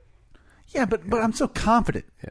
Like that But, like- shelf's up there, and I think I may even left the level up there just to make everybody recognize that thing's level. You should just go out and buy levels. Yeah, leave them on everything. Buy about a dozen of them. Every shelf you hang up, Yeah. anything you put up, just leave a level on there. One jerk comes over. Is that level? Go check the level hanging on it. Obviously, you idiot. So, 14 inches across. Mark it with a pencil. Level. Gonna go zip the anchor in there. You know, you're supposed to drill a pilot hole, Steve. As you know, you're DIY Steve. You fixed your water. Drill a pilot hole. Pound the anchor in there. Is a question for you. Yeah. When you put the anchor in and you start drilling the screw into the anchor, Yeah. is it supposed to go all the way through the drywall and fall to the back? No, I don't think so. I think that would render that one useless. So then, would you listen? Not the first time I've done this. So what do you do? I went downstairs. I got a bigger anchor. Yeah. Because it seems like you probably drilled the pilot hole a little too big. Maybe not enough wall around the anchor Yeah, to 'cause support normally- the pressure. Yeah, Normally, it's just knowing from having done this a million Yeah. times. Typically, it's a 1/4-inch hole. Mm-hmm. Then you'll have to like tap that. Get hit with a hammer. The anchor in there, and it fits in pretty. At first, Tight. you look at it and you're like, "There's no way this is going to fit." Yeah, a little snug. Put it in there, but yeah, so you probably drilled it a bit too big. But yeah, No problem. Jump up to the next size anchor. No problem. Yeah, I Went mean, down. you're going to be. Those things will hold like 60 pounds. Yeah. So chances Well, are. weight's not the problem, right? Yeah. Put it on there. Put the bigger anchor in. This is a different type of anchor. I think that has part of the reason here. To zip the screw in there, all the way through the wall. So now you have a bigger hole in the wall. I have one screw in, Yeah. anchor, and then exactly 14 inches away from that level is a 1/2 inch hole in the wall. My freshly painted nursery. Yeah. And what Dick Kyle hasn't learned yet, how to fix a hole in the wall like that. Oh yeah, because that requires now you gotta get some compound, get some spackle. Oh no, we just called someone. You gotta spackle that. Nope, called someone. Then you gotta sand it. I hear you. I'm telling you. I little primer. Yeah, okay. And then paint, but you have to hope that the paint is gonna match. Even though you just painted that room, Yeah. weeks ago? Yeah, called someone. Who'd you call? My uncle, who painted the room. He's coming over tomorrow or today. Yeah. Now, why wouldn't you just go an inch above it? Because then I'm just adding holes, and I don't want to take out the one anchor I already did. Oh boy, you're flirting with disaster. Or here, what should I do? This should I just pound that one through, and then just go with like a 1-inch anchor? What's going to happen is he's going to fill that hole, and then you're going to try to drill into it again. No, I'm just gonna ask him to do it. Okay, because it's not going to work though. You don't think so? No, because if you try to drill into it, it's going to crumble all of it. So you're telling me I'm gonna have to move it anyway? I think so. But this is devastating news. Yeah. Do you have the option to go like a little further to the side? Oh, absolutely, because the crib's not stuck in the one spot. I just, it's general center of the crib. Yeah. But if I go off to the side of either of them, you're going to see a hole, unless I go up or down, or up. I think you got to go up. I think you take the other one out, knock it through the wall, have him patch that one too, and then you start fresh. Boy, let me tell you this much. I don't want to do that. Yeah, well. But you're telling me I should. What about if you go like a little angle? Oh. Like an old MySpace Yeah, photo. now you're talking. Yeah, well, it's the way, you see kids or people taking like Snapchat or like, what do they call those? Boomerangs. Yeah. Boomerangs, where it's like, hey, start at a 70-degree angle and then give everybody a case of motion sickness in 1 second by going, huh. And so when you watch the video on a loop, it's just like, it's like you're on that pirate ship ride at the carnival that just swings back and forth. Yeah. Okay, well that's in the cards. Boy, maybe I'll just knock it through the wall. Yeah. Or I could pull this one out because it's Yeah, you don't think I could unscrew it or pull it out with what you do? pliers? Take the screw out almost all the way, and then hit the head of the screw with a hammer, and it'll pop it right through. You really don't think I could just pull it out with pliers? Maybe. Yeah, Maybe you could. I'll report back. Worst case scenario, I've got just a 14-inch hole in the wall. Yeah. As I, essentially just decide to rip it all out for some reason. Yeah. Couldn't go. So you're 2 for 3? Still gets you in the Hall of Fame. Man, the streak, though, it was cruising. I had been on a high, and then this disaster happens. I should have just stopped. We didn't need to. This is literally a placeholder for when we do hang the sign for his name over his crib. I didn't need to do it. How heavy is that sign? 2 pounds, 3 pounds. And you don't think the command strips wouldn't work? I don't think so. I don't. Plus, it's hanging right over the crib. You don't want that thing to fall off the wall. Maybe I will try a command strip, though, because, maybe it will work. What's it hurt to try it? Yeah. Here's a question. Do you have any command strips? Definitely use the rest of mine. I might, yeah. I might have a few. I'll have to take a look. But, we got the monitor hung up in the right spot. Ran the cord down. Beautiful. All set. Boy, you're ready. Yeah. Dick Kyle is ready. Dick Kyle is ready for his son. It's time. 12 days. Sorry, 10 days from listening to this. Okay, so 10 and a half. Due date's what, 4 days? The 11th, yep. Yeah. I think your baby's coming tomorrow. Whoa, Steve's in. I got the... Before this episode even is released. Yeah. You're saying October the 8th is going to be the birth. Yep. Now, we've talked about this. You'll be getting a text yourself before anything's posted on social media. Okay.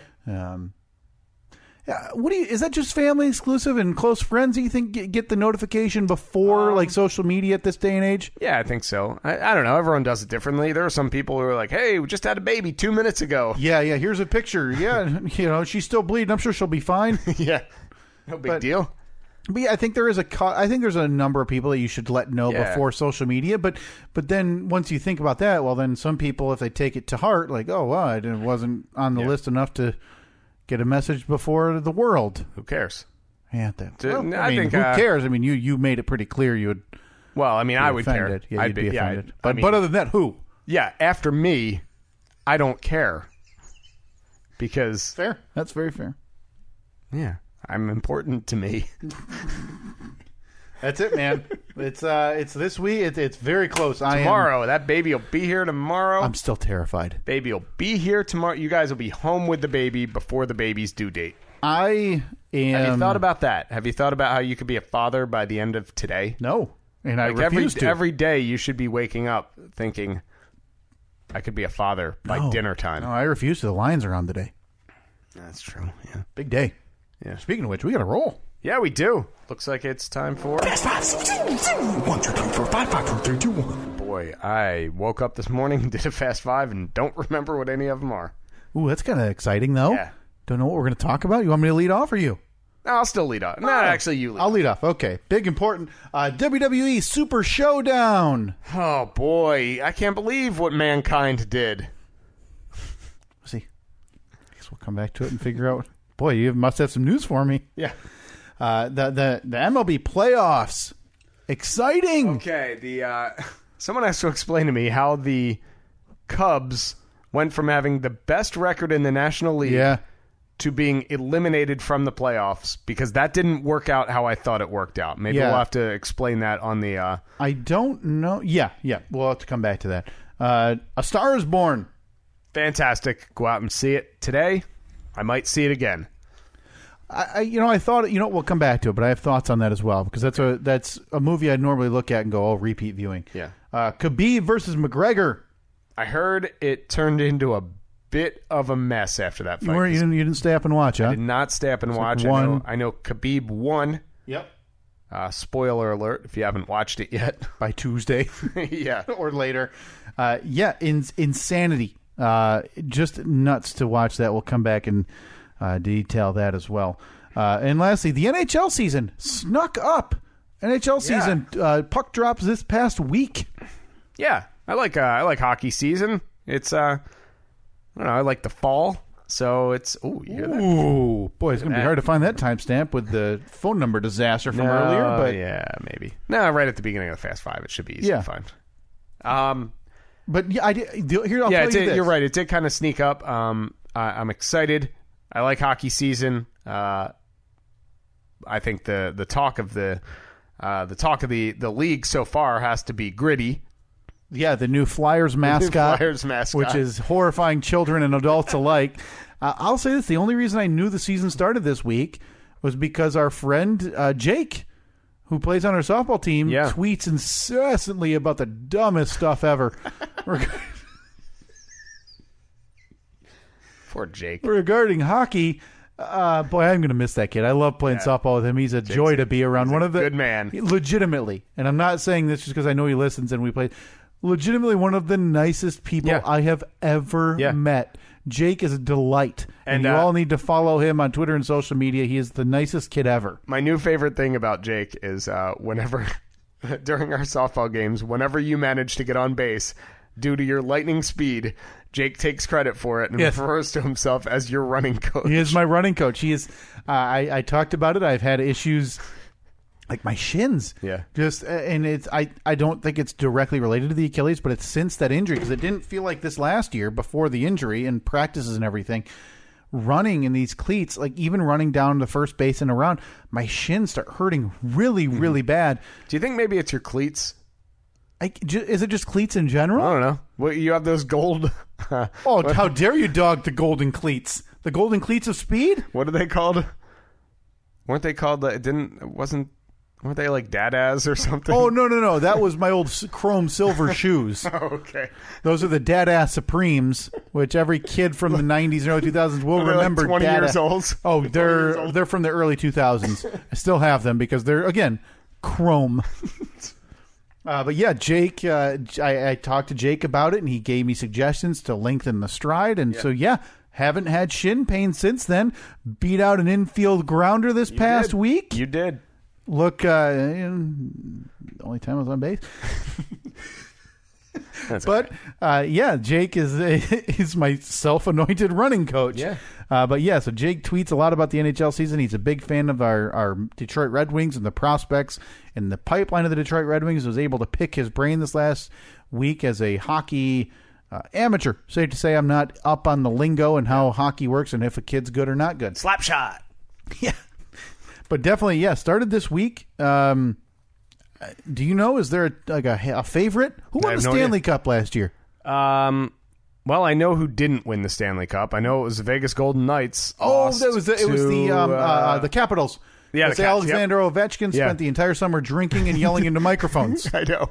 I love that guy. So, that's the only reason I know. But, the NHL season kicked off. Before that, I had this on the Fast Five beforehand.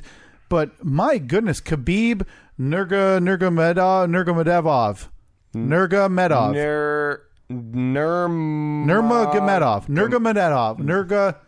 You had it right the first time. Nurmagomedov.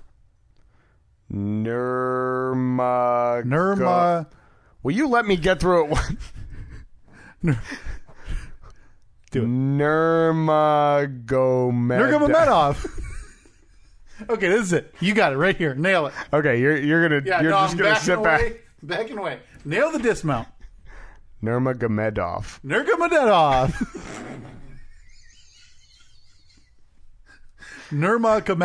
Khabib versus McGregor last night, Saturday night. Being regarded as it'll probably be the most purchased UFC pay-per-view in history. Really? Dana White. Now, granted, Dana White's a little bit biased. Estimating 4 to 5 million pay-per-view buys. Wow. Which I think is probably 2 million more than what actually bought that pay-per-view last night. Really? You think so? UFC is still quite a limited. I mean, boxing has the history around it, so I think you get a lot more casual buys from boxing. People saying like, "Oh, this historic fight and whatever." That UFC still, to a lot of people, it's still, back alley. It's not bare knuckle fighting. Okay. It's still not legal, which is ridiculous. It's $1 billion industry. Absurd. It's still not legal in some states, so I think you're still limited in scope in terms of who's going to buy a UFC. But so this fight, very anticipated. McGregor, a 2-year layoff ever since his Floyd Mayweather fight where he was beat by Floyd Mayweather in a boxing ring. That wasn't 2 years ago, was it? 2016. August of 2016. What? Insane. Or wait, maybe I'm crazy. No, I thought it was August of 2017? 2017, That's more accurate. So he hasn't been in the octagon in 2 years. Okay. So back against pound for pound, what people regard as one of the best fighters on the planet, Khabib. Nurmagomedov. Nailed it. And this was contentious. So last year, Conor McGregor threw the dolly into the tour bus that Khabib was on and his team. Which seemed very WWE. Very much. And apparently that was in retaliation. Somebody that Khabib knew slapped somebody that Conor McGregor knew. So it's a mix of WWE and Days of Our Lives. Yeah. Right? Very soap opera. Because if somebody, like, let's say, sure, it's a friend, right? But let's call it like, if you were to make a list of people you're going to bring on tour with you, either a fighter or a musician, let's call them 8th down the line. Mm-hmm. And somebody that you don't know and have never really interacted with, the 8th person down their line slapped the 8th person in your line. Yeah. How upset are you? I'm probably going to say, who? Right. Who hit who? My hair guy? All right. Well, got slapped by their guitar guy? Their hair guy? Yeah. Like, we got a hair guy fight? But Conor apparently was not going to stand for it and threw the dolly into the tour bus, ended up getting a pay-per-view canceled because there were some injured fighters. There's now lawsuits going on. He was arrested and charged, and by unanimous agreement, given a way light sentence because he's Conor McGregor, and superstars and celebrities are treated different in life. Yeah. I think we can all agree. Yes.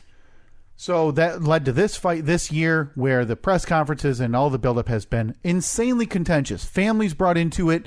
Khabib staying mostly quiet regarding this, but Conor McGregor pulling no punches, saying his dad was a terrorist. Khabib's dad was a terrorist. Okay.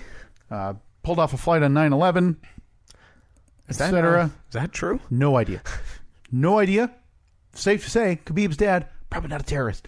Yeah. Probably shouldn't be saying that. Yeah. And again, Khabib internalized it all. So this fight happens, and you can tell there's no touching of the gloves. That's not going to happen. Now, this has happened before, though. Even McGregor, it's a little bit of the Floyd Mayweather syndrome. It's all this build-up to the fight. Now, granted, Floyd Mayweather kind of has never called someone's dad a terrorist, to my recollection.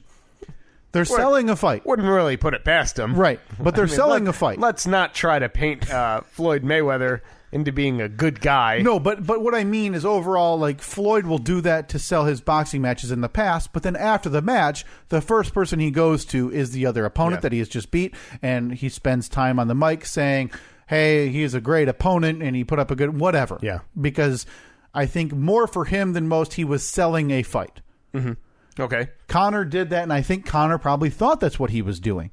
But I think maybe he took it a step too far. Yeah. So there's no touching of the gloves. After every round, Khabib has to be pulled away by the ref to, getting like yelling at Conor after every round. How many round. rounds did this go? It was in the 4th round. Okay. So after 3 rounds, he has to be pulled apart. Was it obvious Khabib was winning. Yeah. There's no question. Khabib was winning. He was taking down Conor, beating him up on the ground. There was one point in the 2nd round where Conor was getting pounded on. Conor's eye was swollen. It was he just was getting taken to the ground. He was getting beat by a better opponent. Mm-hmm. I mean, for as much of a showman as Conor McGregor is, he's probably not the greatest UFC fighter like his fans like to think he is. Right. So middle of the 4th round, something happens, and Conor is on the ground, ends up giving up his back, which in MMA terms is the worst thing you can do ever. He rolls over, gives up the back, end up tapping out by what is referred to as a neck crank. So he didn't have the actual throat to choke him out. He had the bottom of his chin pulling it down and off to the side. Yeah. Conor tapped out. Khabib held the hold about 2 seconds too long. Yeah. Is pulled away by the ref, immediately starts circling the octagon, yelling at Conor McGregor's team outside the octagon and teammate. Khabib goes insane. Jumps the top of the octagon, goes into the crowd, starts swinging punches. People are hitting him. Khabib's team starts coming into the octagon. Some guy, you have to pull up the footage, Steve. There's videos of this everywhere. Jumps into the octagon from the outside, and McGregor just standing there against, to Conor's credit, never once gets involved. Yeah. This guy comes in, jumps the side, punches McGregor in the side of the sucker punch in the side of the. It's the most insane scene I've ever. I'm watching this and I'm yelling like, holy yes! What's happening? This is insane. Right. There's 80 cops, and they're trying to peel McGregor and his team away. They end up having to take McGregor and his team out separately. Khabib wants his belt in the octagon. Dana White's like, I'm not giving you the belt right now. I don't know if you're going to get the belt. And if I put the belt on you in this arena, the fans might, hurt you. It's going to break bad.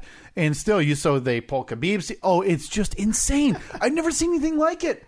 Not just wrestling, nothing like. I mean, this. There's no chance this was a setup, like a work is what it's called. Yeah, this was insanity. Now Khabib, Russian, here on a work visa, and I don't know how that works, but a lot of talk after the fight by the commentators.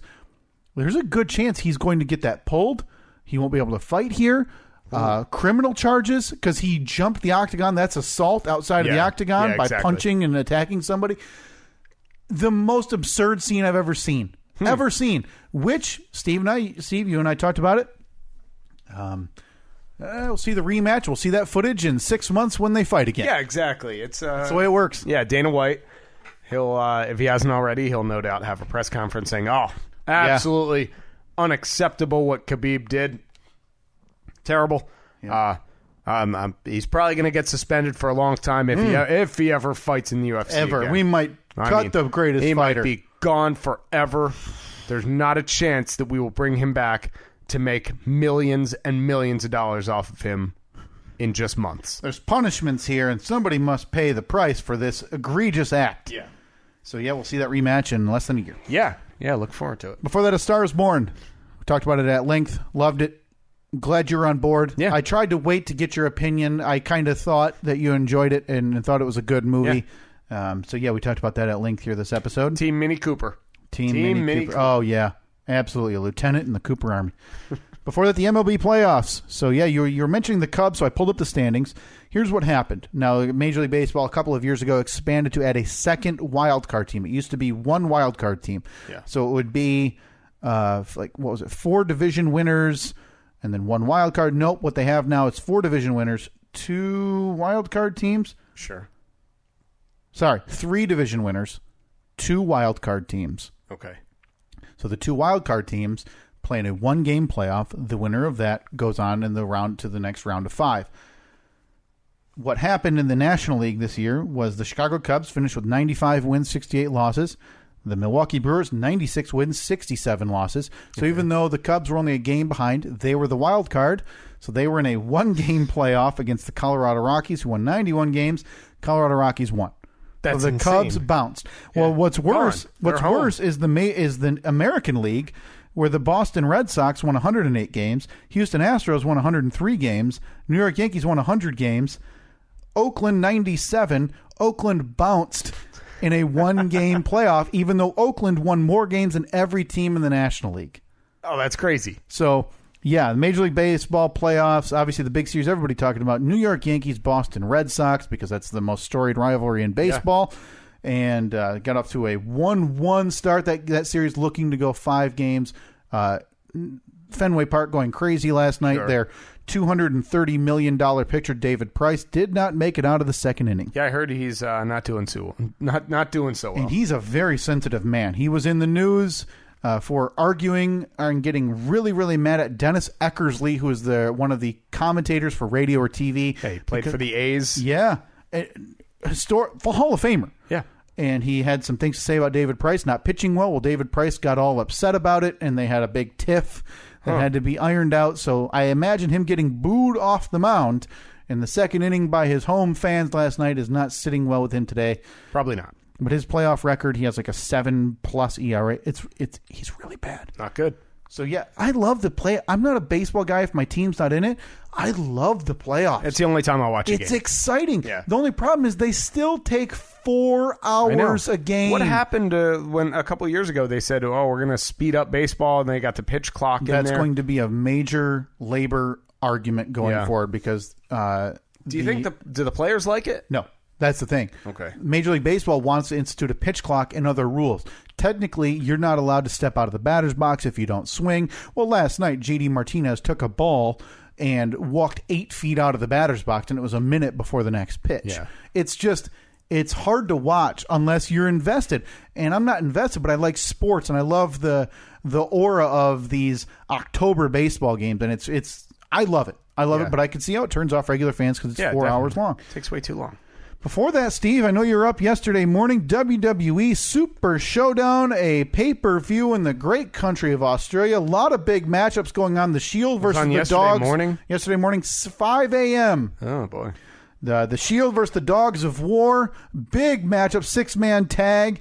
You had The Undertaker versus Triple H. Last time ever, Steve. You were there. You had the Iconics, the hometown heroes. The Iconics. It's Billy Kay and Peyton Royce. Asuka. 5, 4, 3, 2, 1. You didn't watch? No, I wasn't there. I was not there to watch that. At 5 a.m. watching yesterday. I did not watch that. Okay, first on my Fast Five. Who'd you have in your fantasy draft? Dogs of War versus the Shield. Is Born. Loved it, Steve. Loved it. Can't give it enough raves. Okay, next, Khabib Nurmagomedov. Oh, come on, get it. Nurma, or is it Nurma or Nurga? Nurmagomedov. That's where I get caught up. Nurma. Yeah, Nurma. Now that I know it's Nurma, like Norma, it's going to be Nurmagomedov.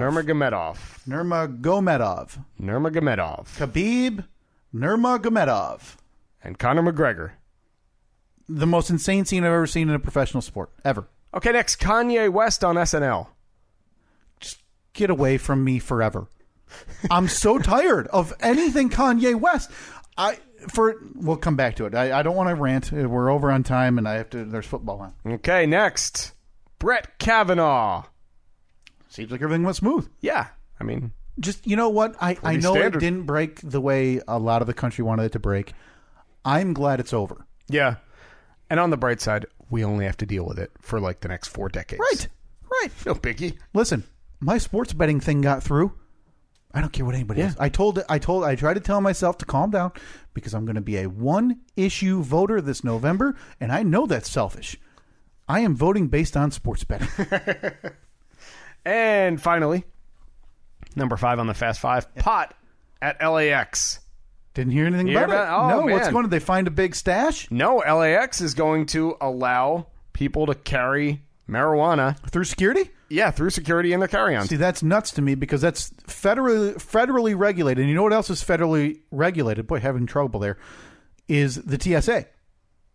Yeah. So they technically, the TSA should still say that and say, hey, sorry, that's a Schedule 1 narcotic. You cannot bring that onto the plane or through security. That has to go. Oh, also, you're arrested because it's federally regulated. Yeah, the weird thing is you're allowed to bring it onto a plane, but only if the place you're flying it's to California is also allows, like the example they gave, I think, was like if you're flying from LAX to Vermont, you're good because it's Vermont legal. is legal. Yeah, it's legal. But they don't check your bag on the way out. So is your bag going through? They see marijuana.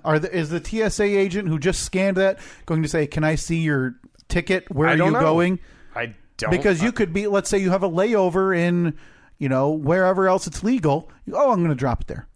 Let's see. If your flight is going from LAX to a place where marijuana isn't legal, it depends on the laws in the state or country where you arrive. So they're just washing their hands of that then. They're saying that because there's no way they're going to check your ticket after they put the bag through security. No chance. So, insane though. Wow. Yeah, okay. Crazy. Well, that's on our ballot, Steve. 3 weeks away or 4 weeks away. You and I will be voting on that very law in this state. Yeah. I'm all for it. I think it passes 2-1. You want to take pot on a plane? Go for it. You want to smoke pot? Go for it. I don't care. You know what I want? People our roads fixed. Yeah. By the money from people who actually use that. I don't use it. I can't through work. I wouldn't consider it. Not in my realm. It's not in my world. But I want my potholes fixed from pot. Ooh, yeah. Ooh. Has there been a tie-in on that? Wow. Did we just start a campaign? Potholes. Pot for potholes. Pot for potholes. I mean, that's better than the stupid Domino's campaign. Is it too late to run for something? Election in 30 days? I think we could get a grassroots campaign going. I think we can get write-in candidacy. Pot for potholes. Yeah. Vote Steve. Vote Kyle. Oh, I'm running? It's you or me. Well, can we both run? Can we run as a team? Like a combined ticket? Well, we'd have to run as like governor and lieutenant, maybe. Okay. Or Senate and lieutenant. Yep. Senate and lieutenant. That's what they call it. Right? Yeah.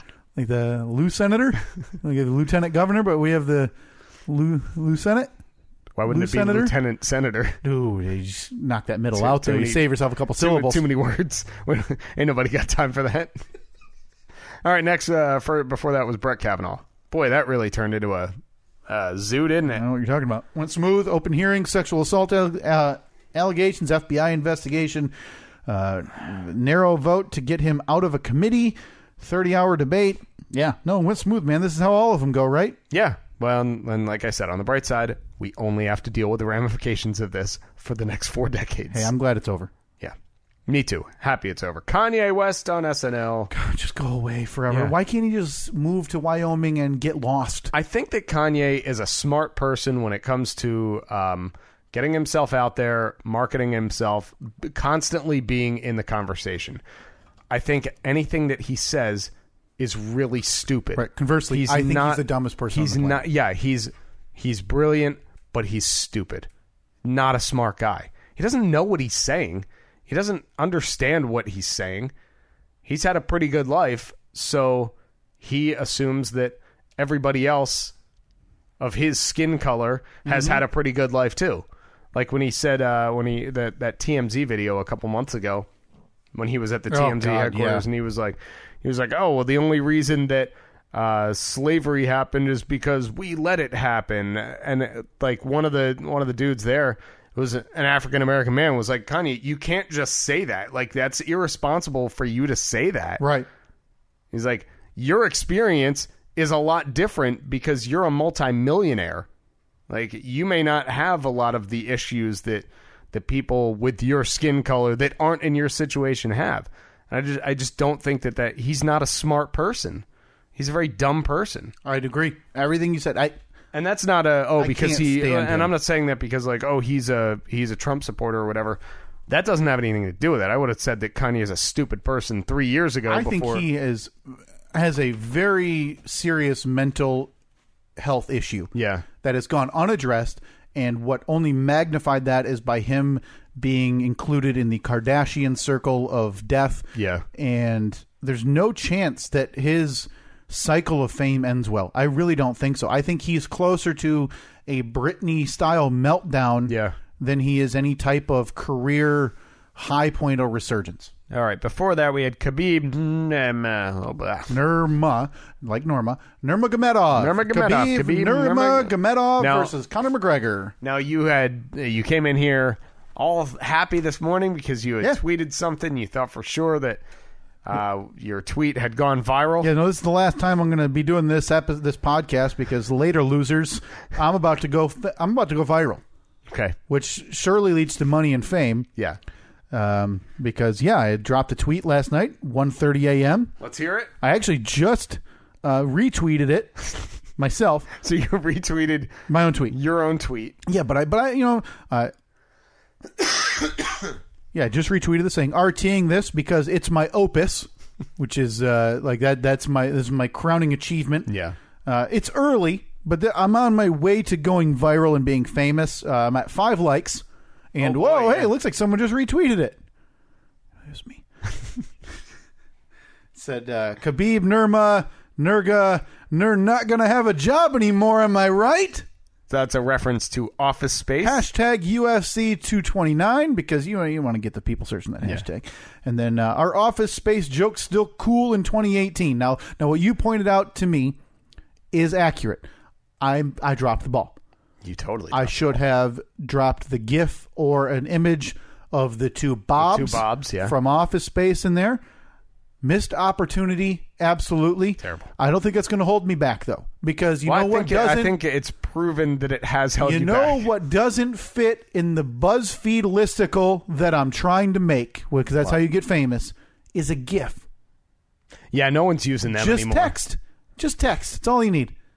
So, 5 likes. I did just retweet that. Help me out. Well on my way to viral fame. That's at my account, KPAFF3587. That's a good joke.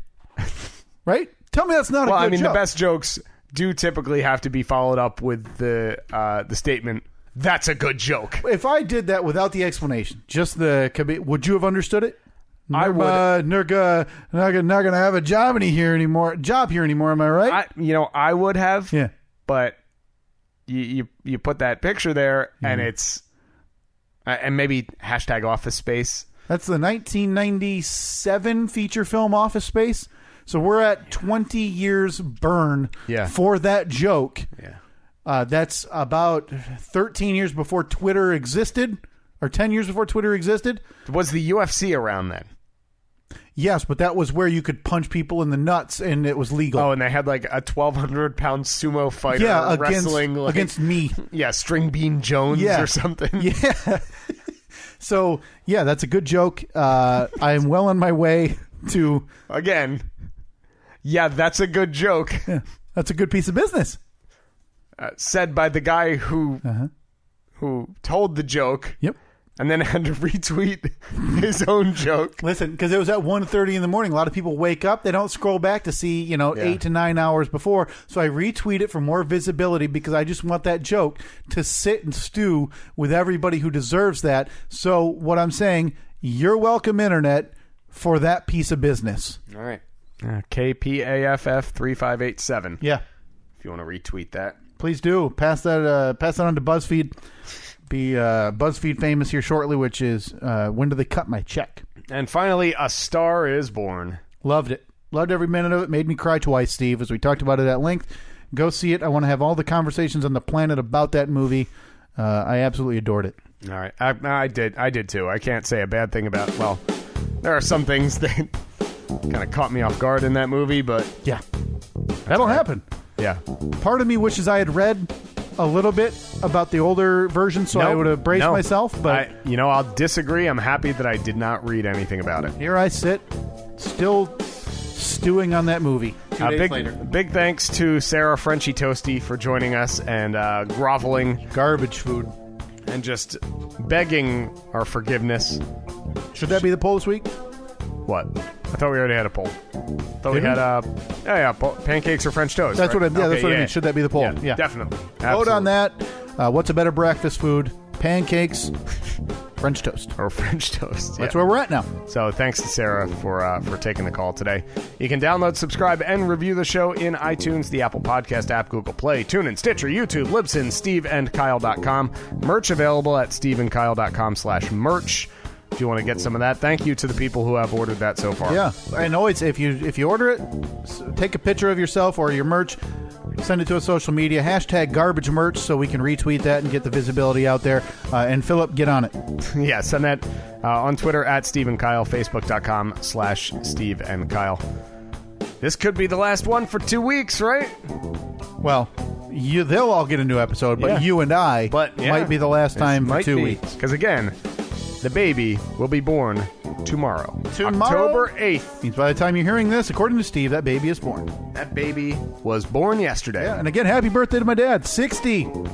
Big 6-0. Can't say enough good things about him. My hero, my role model, and everything. I love my dad. He's a fantastic man. He loves you. He loves hanging out with you too. Every time that we've hung out with him, hopefully do that again soon. Yep. Let's take him out for a drink soon. Yeah, we have to. How about that? Have to. All right. Talk to you guys next week. See you.